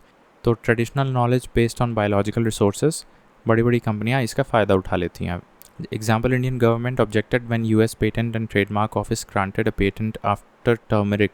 अच्छा, उसके बाद economic survey के हिसाब से देखा जाए तो R&D इन्वेस्टमेंट वगैरह कम है. Gross expenditure on research and development is meagre 0.64% of the GDP, which is very low compare to China का 2% एंड US का 3% इन बायोटेक्नोलॉजी के क्षेत्र में. तो कहाँ 0.64% ऑफ द GDP. फिर sectoral imbalance, pharma leads with 40% of the industrial R&D, but biotechnology is less than 10% and fuel sectors are less than 10%. तो biotechnology का इस्तेमाल फार्मा सेक्टर में कुछ ज़्यादा ही हो रहा है, जबकि इंडस्ट्रियल बायोटेक्नोलॉजी के क्षेत्र में बायोटेक्नोलॉजी का इस्तेमाल बहुत कम हो रहा है. बायोटेक्नोलॉजी का इस्तेमाल ईंधन और एनर्जी वाले क्षेत्र में भी बहुत कम हो रहा है, केवल फार्मा में ही ज़्यादा हो रहा है. ठीक है, तो ये सब कुछ इसमें दिक्कतें हैं, इनको रिजॉल्व करके हम आगे बढ़ सकते हैं. अब इसमें और क्या ही पढ़ें अब. ठीक है, तो ये हो गया. फिर इसके बाद ये क्या है, फार्मर्स प्रोड्यूसर्स ऑर्गेनाइजेशन. ठीक है, इसको हम देखते हैं थोड़े ब्रेक के बाद. ऑल राइट, तो ये अब एक अगला आर्टिकल ये है कि इंडिया को क्यों इलेक्ट्रॉनिक कंपोनेंट मैन्युफैक्चरिंग में सेल्फ रिलायंस अचीव कर लेना चाहिए. It's high time. तो अब ये सब छोड़ो, पहले ये देख लो बेसिक्स की. कोई भी इलेक्ट्रॉनिक बेस्ड प्रोडक्ट होता है तो उसकी वैल्यू चेन में 4 कैटेगरीज़ होती हैं. एक होता है डिज़ाइन फेज़, फिर एक होता है कंपोनेंट्स, फिर एक होता है असेंबली, और लास्ट में होता है ओरिजिनल इक्विपमेंट मैन्युफैक्चरिंग। ठीक है, फिर से बता दे रहे हैं, कोई भी based on production electronics value chain can be divided into 4 categories. Based on production electronics value chain can be divided into 4 categories. पहला तुम्हारा है डिज़ाइन, फिर कंपोनेंट, तीसरा है असेंबलिंग, और चौथा है ओरिजिनल इक्विपमेंट मैन्युफैक्चरिंग। अब इंडिया को इसमें जो कंपोनेंट वाला फेज़ होता है, इसमें सेल्फ रिलायंस डेवलप करना ज़रूरी हो गया है। ठीक है, तो अब हाल ही में ministry of electronics and information technology ने अपना इलेक्ट्रॉनिक्स कंपोनेंट्स मैन्युफैक्चरिंग स्कीम के तहत कुछ रूल्स निकाले थे। और वो कौन से बेसिकली जो value chain of electronic products की जो हम बात कर रहे थे, उसमें कंपोनेंट्स मैन्युफैक्चरिंग वाले फेज़ में कुछ रूल्स निकाले हैं, कुछ स्कीम निकाली है। ठीक है, तो this scheme focuses on components section, that is the passive components और non semiconductor components which are not based on semiconductors. ठीक है, like resistors, capacitors, sensors, films, lenses, etc. So they're not made of semiconductor essentially. ठीक है, या फिर कोई passive components, तो films, lenses, resistors, capacitors, इन सब चीज़ों में इंडिया को मैन्युफैक्चरिंग सेल्फ रिलायंस अचीव करना है। This scheme provides differentiated fiscal incentives on target segment products depending on the specific challenges being faced by the industry। ठीक है, तो इस स्कीम के तहत कुछ इंसेंटिवाइज वगैरह किया जाएगा बेस्ड ऑन टर्नओवर के हिसाब से of a particular component manufacturing unit, उसके टर्नओवर के हिसाब से कुछ इंसेंटिवाइज किया जाएगा कुछ, या फिर वो पर्टिकुलर यूनिट किस तरह से केपेक्स कर रही है उसके हिसाब से कुछ इंसेंटिवाइज किया जाएगा। और तीसरा है हाइब्रिड इंसेंटिव। ठीक है, अब इसके बस इतना ही इम्पोर्टेंट है, इसमें इतना डेप्थ में नहीं जाना है। अब let's come to the basics कि इंडिया का इलेक्ट्रॉनिक अभी सिचुएशन कैसा चल रहा है। देखो, India holds only 4% of the global electronics market. ठीक है, and that is also skewed because it is mainly focused on assembling. ठीक है, with limited design and component production, जैसा स्टार्टिंग में बताए थे कि पहला स्टेज डिज़ाइन होता है, फिर कंपोनेंट होता है, फिर असेंबली होता है, और लास्ट में ओरिजिनल इक्विपमेंट मैन्युफैक्चरिंग होती है। तो इसमें हमारा जो है पहली बात तो 4% of global electronics market share है हमारे पास, जो कि बहुत कम है। दूसरी चीज़ ये भी केवल असेंबली में ज़्यादातर स्क्यूड है। ठीक है, कंपोनेंट और डिज़ाइन फेज़ में हमारा कुछ है ही नहीं। फिर growth in domestic production, electronics production grew almost 5 times हाल ही में। जैसे कि ग्रोथ तो हो रही है नो डाउट, जैसे कि 99% of the smartphones sold in India are now made domestically. ठीक है, ये एक अच्छा पॉइंट है। दूसरी चीज़ की ग्रोथ ड्राइवर्स क्या हैं, इसमें लार्ज डोमेस्टिक मार्केट है और स्किल्ड वर्कफोर्स है और लो कॉस्ट लेबर। सबसे इम्पॉर्टेंट पॉइंट है लो कॉस्ट लेबर, और लार्ज डोमेस्टिक मार्केट तो है ही, लेकिन सबसे ज़रूरी पॉइंट है low cost labour. Government initiatives like make in India and digital India, improved infrastructure and ease of doing business, ये सब भी कुछ सपोर्टिव मेजर्स हैं हमारे इलेक्ट्रॉनिक ग्रोथ में। नाउ जैसा स्टार्टिंग में बताया कि heavy reliance on assembly phase with limited innovation in the design and components phase. तो की इनिशिएटिव्स अभी तक क्या लिए गए हैं, तो जैसे कि इंडिया सेमीकंडक्टर मिशन एक लॉन्च किया गया था, फिर एक ये किया गया था नेशनल इलेक्ट्रॉनिक्स पॉलिसी 2019 में, और फिर PLI स्कीम 2.0 ले आया गया था फॉर IT हार्डवेयर स्पेसिफिकली। और तो जैसे PLI 2.0 फॉर IT हार्डवेयर, उसी तरह से PLI फॉर LSEM लेके आया गया था for large scale electronics manufacturing. ठीक है, तो ये कुछ इनिशिएटिव्स अभी तक लिए गए हैं। Now let's talk about the reasoning. ठीक है, कि इंडिया को क्यों सेल्फ रिलायंस चाहिए नेशनल सिक्योरिटी के लिए। Why? Because dependence on foreign made electronic components specially in defence and critical infrastructure poses risk such as data breaches and supply chain disruptions। ठीक है, जैसे कि हाँ ठीक है छोड़ो, तो ये नेशनल सिक्योरिटी वाला पॉइंट हो गया। देन राइजिंग इम्पोर्ट्स, ये वाला पॉइंट छोड़ो, फिर ये वाला देखो, स्ट्रैटेजिक अपॉर्चुनिटी है इंडिया के पास इस करंट सिनेरियो में, बिकॉज एक देखने को ट्रेंड मिल रहा है, that is China+1 trend. With global companies looking beyond China, India has a strong opportunity to attract investments in component and sub-assembly manufacturing, component as well as sub-assembly manufacturing। ठीक है, then leveraging India's competitive advantage, India के पास क्या competitive advantage है? India is most labour cost effective, ठीक है। तो globally देखा जाए अगर, कैसे ये पता चलता है, एक प्राइस वाटर कूपर्स PwC की एक रिपोर्ट आई थी, उसके हिसाब से minimum monthly wage of a person working in electronic manufacturing sector here and that too, अब कोई वो minimum monthly wage is just 46% of Thailand's and its labour force is almost 12 times larger than Thailand. तो देख सकते हो कितना disparity है यहाँ पे। तो अगर इसको एडवांटेज उठाना है इस चीज़ का, तो फिर स्किलिंग और जो है सबको मैन्युफैक्चरिंग, कंपोनेंट मैन्युफैक्चरिंग वगैरह में स्किलिंग प्रदान करना पड़ेगा, ठीक है, तब जाके हमारा ये डेमोग्राफिक डिविडेंड रीप करेगा। तो लेबर है दैट इज़ और कॉस्ट इफेक्टिव लेबर है, तो इसका हम लेवरेज उठा सकते हैं। तो यहाँ पे हम क्या पढ़े कि इंडिया को सेल्फ रिलायंस क्यों चाहिए। एक तो नेशनल सिक्योरिटी के लिए बता दिया कि foreign made electronic components data breaches national security वाला कंसर्न है, सप्लाई चेन डिसरप्शन भी हो सकता है उसमें। और दूसरा पॉइंट था कि स्ट्रेटजिक अपॉर्चुनिटी है, चाइना +1 ट्रेंड देखने को मिल रहा है, तो हमें it's high time that we shift to component and sub assembly manufacturing. Then leveraging India's competitive advantage, India is among the most effective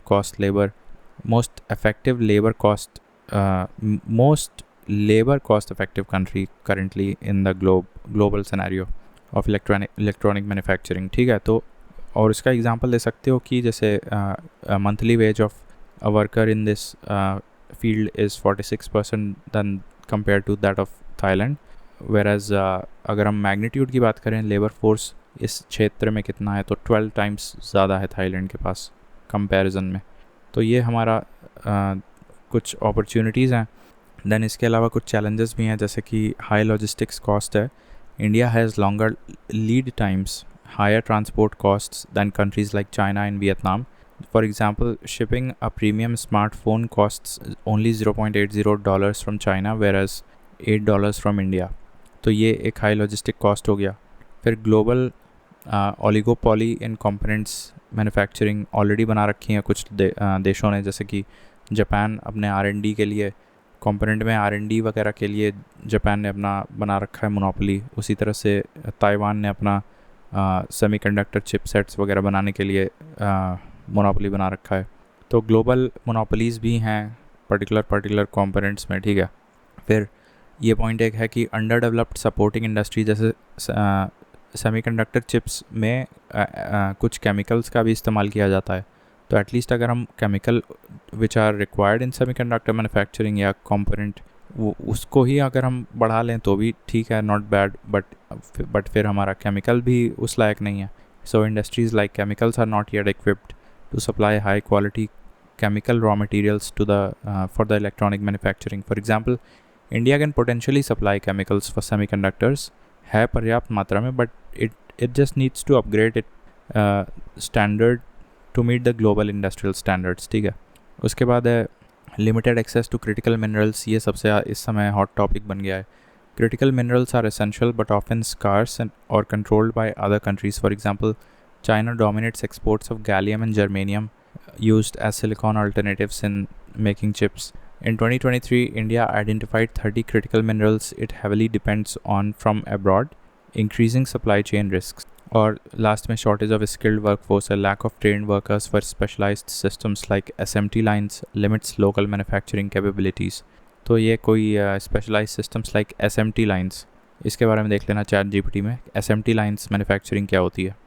तो कुल मिला के to position India as a global hub for electronic component manufacturing, NITI Aayog recommends a multi pronged strategy. This includes incentivizing R&D and design. Incentivise, जो भैया अभी केवल assembly में काम करने से बात नहीं बनेगी, तुम्हें इंसेंटिवाइज़ करना पड़ेगा R&D as well as designing में। जो लोग कर रहे हैं उनको इंसेंटिवाइज़ करो और टैरिफ्स वगैरह कम करो। Enhancing skill development, enabling technology transfers and upgrading infrastructure, ठीक है। अब ये इक्वलाइजेशन लिवाई हम जानते हैं कि ये एक प्रकार का टैक्स होता है जो इंडिया गवर्नमेंट ने लेके आई थी under the finance act 2016। It's a sort of digital tax on online advertisements, ठीक है, बट अभी ये 1 अप्रैल 2025 से इसको हटा दिया गया है। So it is a direct tax, पहली बात, introduced in the finance act 2016, taxing digital transactions that is income accruing to foreign e-commerce companies from India. This covers income from advertising also, which is aimed at taxing business to business transactions. अब finance act 2020 ले आया गया था, has extended the scope of this levy e commerce to e commerce and supply and services. ठीक है, पहले तो सिर्फ digital advertisements on platforms which are owned by foreign entities उस पर लग रहा था. तो इंडियन को अगर एडवर्टाइजमेंट डालना होगा फेसबुक पे तो इंडिया कुछ पैसे देगा, वो उस पैसे में से कुछ हिस्सा भारत सरकार मांग रही थी. That was the equalisation levy. 2020 में केवल ऑनलाइन एडवर्टीजमेंट ही नहीं बल्कि इसको ई कॉमर्स में भी ले आ दिया गया, in case the e commerce platform is owned by a foreign company. फिर रीजंस क्या हैं, रीजंस फॉर इट्स इम्पोजिशन, तो वही है फेयर कंपटीशन होना चाहिए. इट एम्ड, तो हमारे भी प्लेटफॉर्म्स पे it aimed to level the playing field for domestic and international companies and bridging tax gaps, prevents companies from avoiding taxation due to a lack of physical presence in India. ये सबसे important point है ये. Taxing foreign digital companies ensures that foreign e-commerce giants contribute to India's tax system. Revenue collection opportunity recognizes the boom in digital transactions further accelerated by COVID-19. ठीक है, अब ये क्या है, associated concerns क्या हैं कि अभी तो ट्रम्प रिजीम आ गई है, तो अगर तुम इक्वलाइजेशन लिवाई बढ़ा दोगे तो ट्रेड फ्रिक्शन विद यूएस हो सकता है. Foreign trade barrier support report mentions equalization levy as a barrier to overseas trade.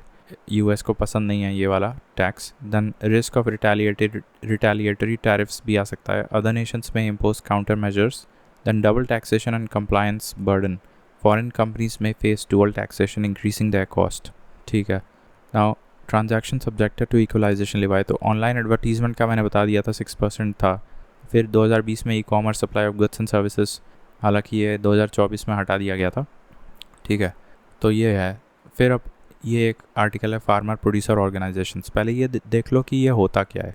Farmer producer organisations basically एक ग्रुप ऑफ फार्म प्रोड्यूसर्स हैं, नॉट स्पेसिफिक और restricted to one sort of production. फिर यहाँ पे दूध वाले भी आके मिल सकते हैं, गेहूँ के प्रोड्यूसर्स के साथ आके मिल सकते हैं. तो कई प्रकार के प्रोड्यूसर्स फार्मर्स साथ में आते हैं और शेयर होल्डर्स बन जाते हैं और एक ऑर्गेनाइजेशन बना लेते हैं जिसके ये प्रत्येक व्यक्ति शेयर होल्डर बन जाते हैं. और फिर उस एंटिटी को फार्मर प्रोड्यूसर ऑर्गेनाइजेशन कहते हैं. वो कंपनी एक्ट 2013 में रजिस्टर होती है वाया एफपीओ रजिस्ट्री पोर्टल, या फिर कोऑपरेटिव सोसाइटीज़ एक्ट 1912 में रजिस्टर होती है. ठीक है, और ऐसे एफपीओज़ को बनाने के लिए जिम्मेदारी एक दी गई थी by the central ministry of agriculture या department of agriculture and cooperation. तो वो संस्था जो है जो मदद करती है एफपीओज़ को के गठन होने में, that is small farmers agri business consortium. तो ये स्टेट गवर्नमेंट्स के साथ अपना मतलब कोऑर्डिनेट करके एफपीओज़ बनवाती है.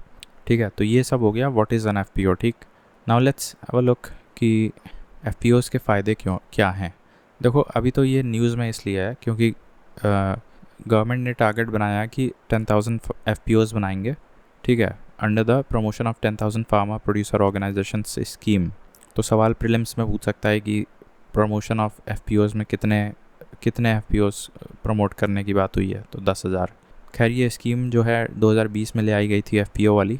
ठीक है, और एक सेंट्रल सेक्टर स्कीम है, मतलब केवल केंद्र इसमें पैसा डालता है, स्टेट्स नहीं डालते हैं. Then the objective was to provide holistic and broad-based supportive ecosystem to form 10,000 new FPOs to facilitate development of vibrant and sustainable income-oriented farming.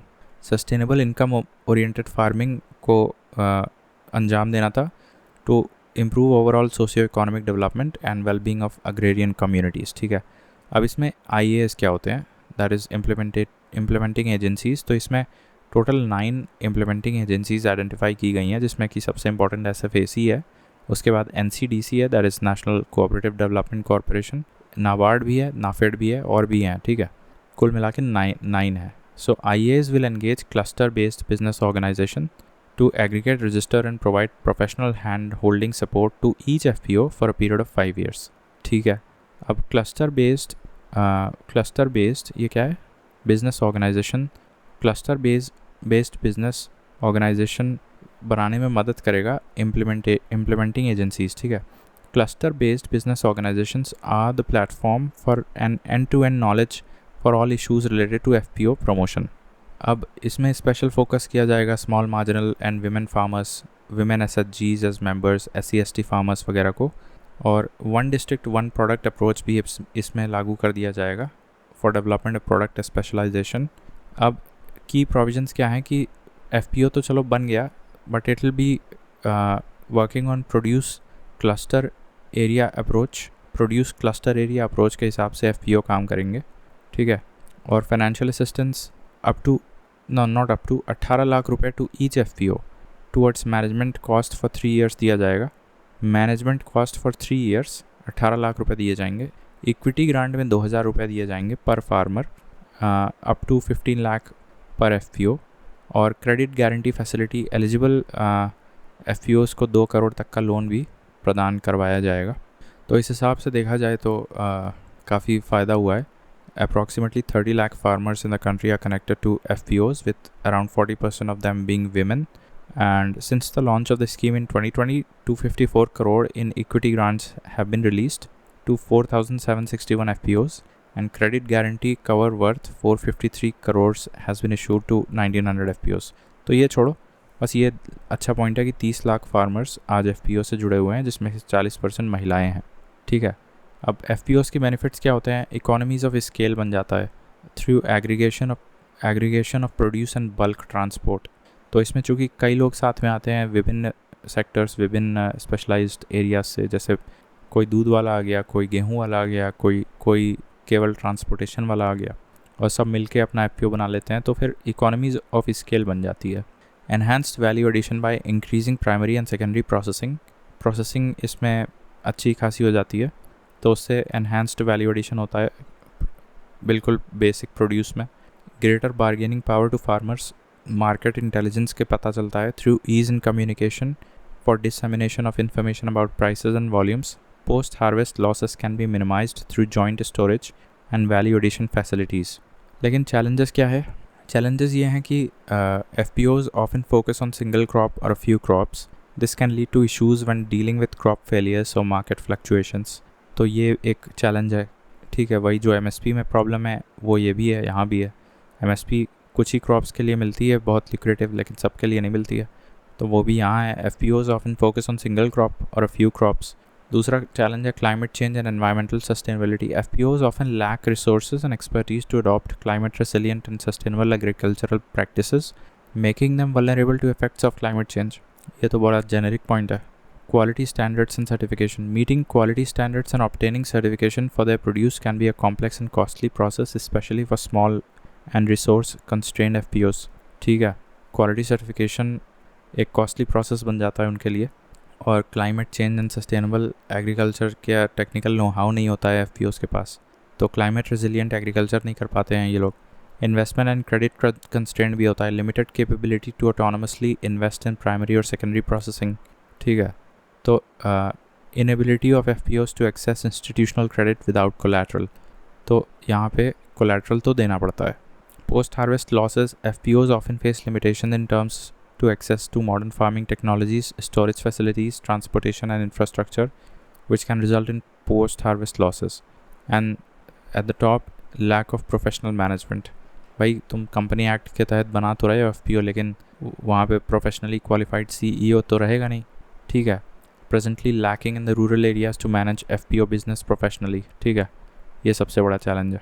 तो ये कुछ चैलेंजेस हो गए, इनको रिजॉल्व कर लोगे तो सही हो जाएगा, ठीक. तो FPOs हो गया, इक्वलाइजेशन लिवाई हो गया, और ये हमारा कंपोनेंट मैन्युफैक्चरिंग इकोसिस्टम क्यों बनाना चाहिए इंडिया को, वो हो गया.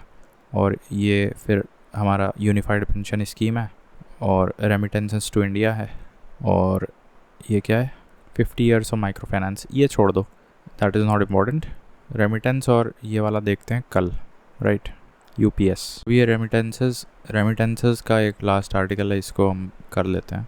सो according to recent RBI survey findings, advanced economies such as US and UK have emerged as top sources of inward remittances for Indians in past 4 years, leaving behind the Gulf nations. ठीक है, तो पहले gulf Nations हुआ करते थे, but अभी European as well as US हो गए हैं, स्पेशली UK. ठीक है. नाउ की ट्रेंड्स क्या है रेमिटेंसेस इनफ्लोज टुवर्ड्स इंडिया में. Remittances inflow doubled to US 118.7 billion in 23-24 compare to 2011. अच्छा ठीक है. तो 2024 के अंत तक फाइनेंशियल ईयर 2023-24 जो चल गया पूरा, उसमें हमारा almost 118.7 billion US dollars remittance inflow था. Top 5 sources countries for India, US remains at the top followed by UAE and उसके बाद फिर UK आएगा. तो ठीक है. और फिर चौथे नंबर पे सऊदी अरेबिया आएगा या फिर पांचवे पे सिंगापुर आएगा. ठीक है, आसान है याद करना. Historically, Gulf Cooperation Council (GCC) countries like the UAE and Saudi Arabia dominated India's remittance inflows. However, their combined share at 38% has fallen behind advanced economy share of more than 50%.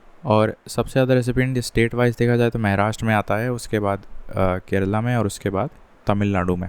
Now, factors behind the shift in the remittance inflows. Changes in the migration patterns have been cited as the major reasons due to cost of transfer.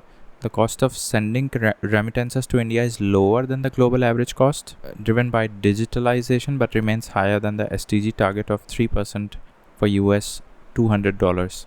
अब ये छोड़ो, एक तो ये बता रहा है कि cost of transferring money is to India is quite lower than the global average cost of transferring remittances to home countries. और ऐसा संभव हो पाया बिकॉज हमारे यहाँ का डोमेस्टिक डिजिटलाइजेशन काफ़ी है. ठीक है. However, cash-based transactions remain prevalent, especially for smaller amounts. Strong labor markets in the US and Europe, especially with more white-collar jobs, along with wage hikes and post-pandemic fiscal stimulus, have boosted migrants' earning capacity. तो हमारे यहाँ के जो migrants वहाँ पे जाके कमा रहे हैं, especially white-collar jobs, उनका wage hikes, especially after post-pandemic fiscal stimulus हुआ है, तो वो दे पाते हैं. On the other hand, Gulf Cooperation Council countries have seen declining opportunities for low-skilled labor due to automation, economic diversification, and nationalization policies. Example: Saudi Arabia's policies of Nitakat and Kafala system. अब नितकत and Kafala system देख लेना क्या होता है. ठीक है, ChatGPT से ये मैं अलग कलर से मार्क कर दे रहा हूँ so that you can remember to know more about that. ठीक है, तो ये है नितकत एंड कफाला सिस्टम की वजह से which are sort of nationalization policies of Saudi Arabia. There are declining job opportunities in Gulf countries. ठीक है. Emergence of Canada, the UK and Australia as preferred higher education destinations, along with policies like Migration and Mobility Partnership May 2021 between India and the UK. For example, Indian migration to the UK tripled from 76,000 in 2020 to 250,000 in 2023. भाई साहब, इतना ज़्यादा हो गया, 3 गुना से भी ज़्यादा हो गया मात्र 3 साल में. So emergence of Canada, UK and Australia as preferred higher education destinations for Indians. Why are remittances important for economy? तो उससे balance of payment बरकरार रहता है while financing around half of India's merchandise trade deficit. देखो, हमारा जो trade deficit है वो मेनली मर्चेंडाइज एक्सपोर्ट्स में है और उसको कॉम्पेंसेट कौन करता है? Remittance. Net remittance receipts have been an important absorber of external shocks, such as shocks which hamper the merchandise trade exports, leading to a merchandise trade deficit. Household level पे देखा जाए तो remittances fund essential expenses such as food, healthcare and education, thus improving standard of living of people in India. जैसे 2021 में remittances constitute over 36% of Kerala's state domestic product. अच्छा, remittances constitute over 36% of Kerala's state domestic product, boosting per capita income. Okay. Macroeconomic role देखा जाए तो remittances account for 3 to 3.5% of India's GDP since 2000, dwarfing foreign direct investment and official development assistance. अच्छा, remittance 3 से 3.5% of the India GDP है, बरकरार है लगभग इसी के आसपास. और ये इतना बड़ा आंकड़ा है कि ये फॉरेन डायरेक्ट इन्वेस्टमेंट जितना होता है बहुत उसके सामने बहुत ज़्यादा है. Plus their stability makes them a key driver of economic resilience, especially during global crisis such as pandemic and wars. और ये आंकड़ा 3 से 3.5% कॉन्स्टेंट रहा है मोर और लेस. डेट सस्टेनेबिलिटी की बात करें तो remittances can lead to reduced country risk, thereby reducing the marginal cost of raising revenue and improve the sustainability of government. तो देखो, रेमिटेंसेस आते रहते हैं तो गवर्नमेंट भी थोड़ा निश्चिंत रहती है और गवर्नमेंट को जो marginal cost of raising revenue, basically ये लोन की बात कर रहा है, गवर्नमेंट तो डेट पे ही चलती है ना, तो और उसको इंटरेस्ट पे करना पड़ता है, तो इंटरेस्ट कहाँ से आएगा? रेमिटेंसेस, ठीक है, टैक्स रेमिटेंस इंडिया में आएगा और उसी रेमिटेंस के पैसे से लोग यहाँ पे कुछ खर्चा अपना करेंगे, जीवन निर्वाहन करेंगे, तो फिर खर्च करेंगे तो उससे टैक्स जनरेट होगा, टैक्स सरकार को जाएगा, ठीक है, तो सरकार का रेवेन्यू बढ़ेगा, तो वो सरकार भी थोड़ी निश्चिंत हो जाएगी और अपना डेट वेट लेके अपना काम करेगी, ठीक है, तो डेट सस्टेनेबिलिटी बढ़ जाएगी सरकार की with greater remittances come inflows into the country. तो ये सब फ़ायदे हैं, ठीक है, एक बार फिर से बता दे रहे हैं फ़ायदे, तो डेट सस्टेनेबिलिटी ऑफ गवर्नमेंट बढ़ जाती है, बढ़िया हो जाती है। मैक्रो इकोनॉमिक रोल की बात करें तो 3 से 3.5% लगभग कांस्टेंट रहा है सन 2000 से, dwarfing FDI inflows in the country and therefore marking itself as a key driver of economic resilience of country, especially at times of pandemic and wars. Household level पे देखें तो फॉर एग्जांपल केरला का 36% SGDP comes from remittances alone. फिर balance of payment maintain करने में भी होता है, तो जैसा हमारा ट्रेड डेफिसिट होता है मर्चेंडाइज एक्सपोर्ट्स में, उसको कॉम्पेंसेट कर देता है हमारा रेमिटेंसेज, ठीक है। और रेमिटेंसेज अचानक से क्यों बढ़े हैं, क्यों बढ़े हैं, हाँ, क्योंकि एक तो ये है कि cost of transfer of foreign income to India in the form of remittance is quite less compare to the global average of transfer of remittances. और वेज हाइक्स वगैरह होती हैं, हमारे जो माइग्रेंट वर्कर्स हैं स्पेशली वेस्टर्न कंट्रीज़ में जाते हैं, US यूरोप में, वहाँ पे रेगुलर वेज हाइक्स और पोस्ट पैंडमिक फिस्कल स्टिमुलस की वजह से उनकी इनकम बढ़ जाती है, अर्निंग कैपेसिटी बढ़ जाती है, therefore increasing the remittances inflow in our country. Contrarily Gulf cooperation countries जो रेमिटेंसेस के लिए जाना जाता था अब नहीं है, बिकॉज वहाँ पे nationalisation policies of Saudi Arabia like Nitaqat and Kafala system आ गया है, इकोनॉमिक डाइवर्सिटी आ गई है, ऑटोमेशन आ गया है, AI आ गया है, जिसकी वजह से हमारा वर्क फोर्स वहाँ पे अभी उतना रेलेवेंट नहीं रहा, लो स्किल्ड लेबर हमारा जो था वो अब वहाँ पे रेलेवेंट नहीं है, इसलिए GCC से हमारा रेमिटेंस कम हो गया है, ठीक है। तो हाँ, टॉप स्टेट रिसीविंग रेमिटेंस तो महाराष्ट्र है, फिर केरला है और फिर तमिलनाडु है, और वैसे देखा जाए तो टॉप 5 सोर्स कंट्रीज़ तो US, UAE, UK, फिर सऊदी अरेबिया है। रेमिटेंसेज इनफ्लो 23-24 में कितना था? $118.7 बिलियन, ठीक है। तो ये हो गया हमारा economy for the month of March, ठीक है। यूनिफाइड पेंशन स्कीम का हम देख लेंगे छोटे वीडियो में, बहुत उसमें टेक्निकलिटीज़ ज़्यादा हैं, इसलिए अभी के लिए छोड़ देते हैं।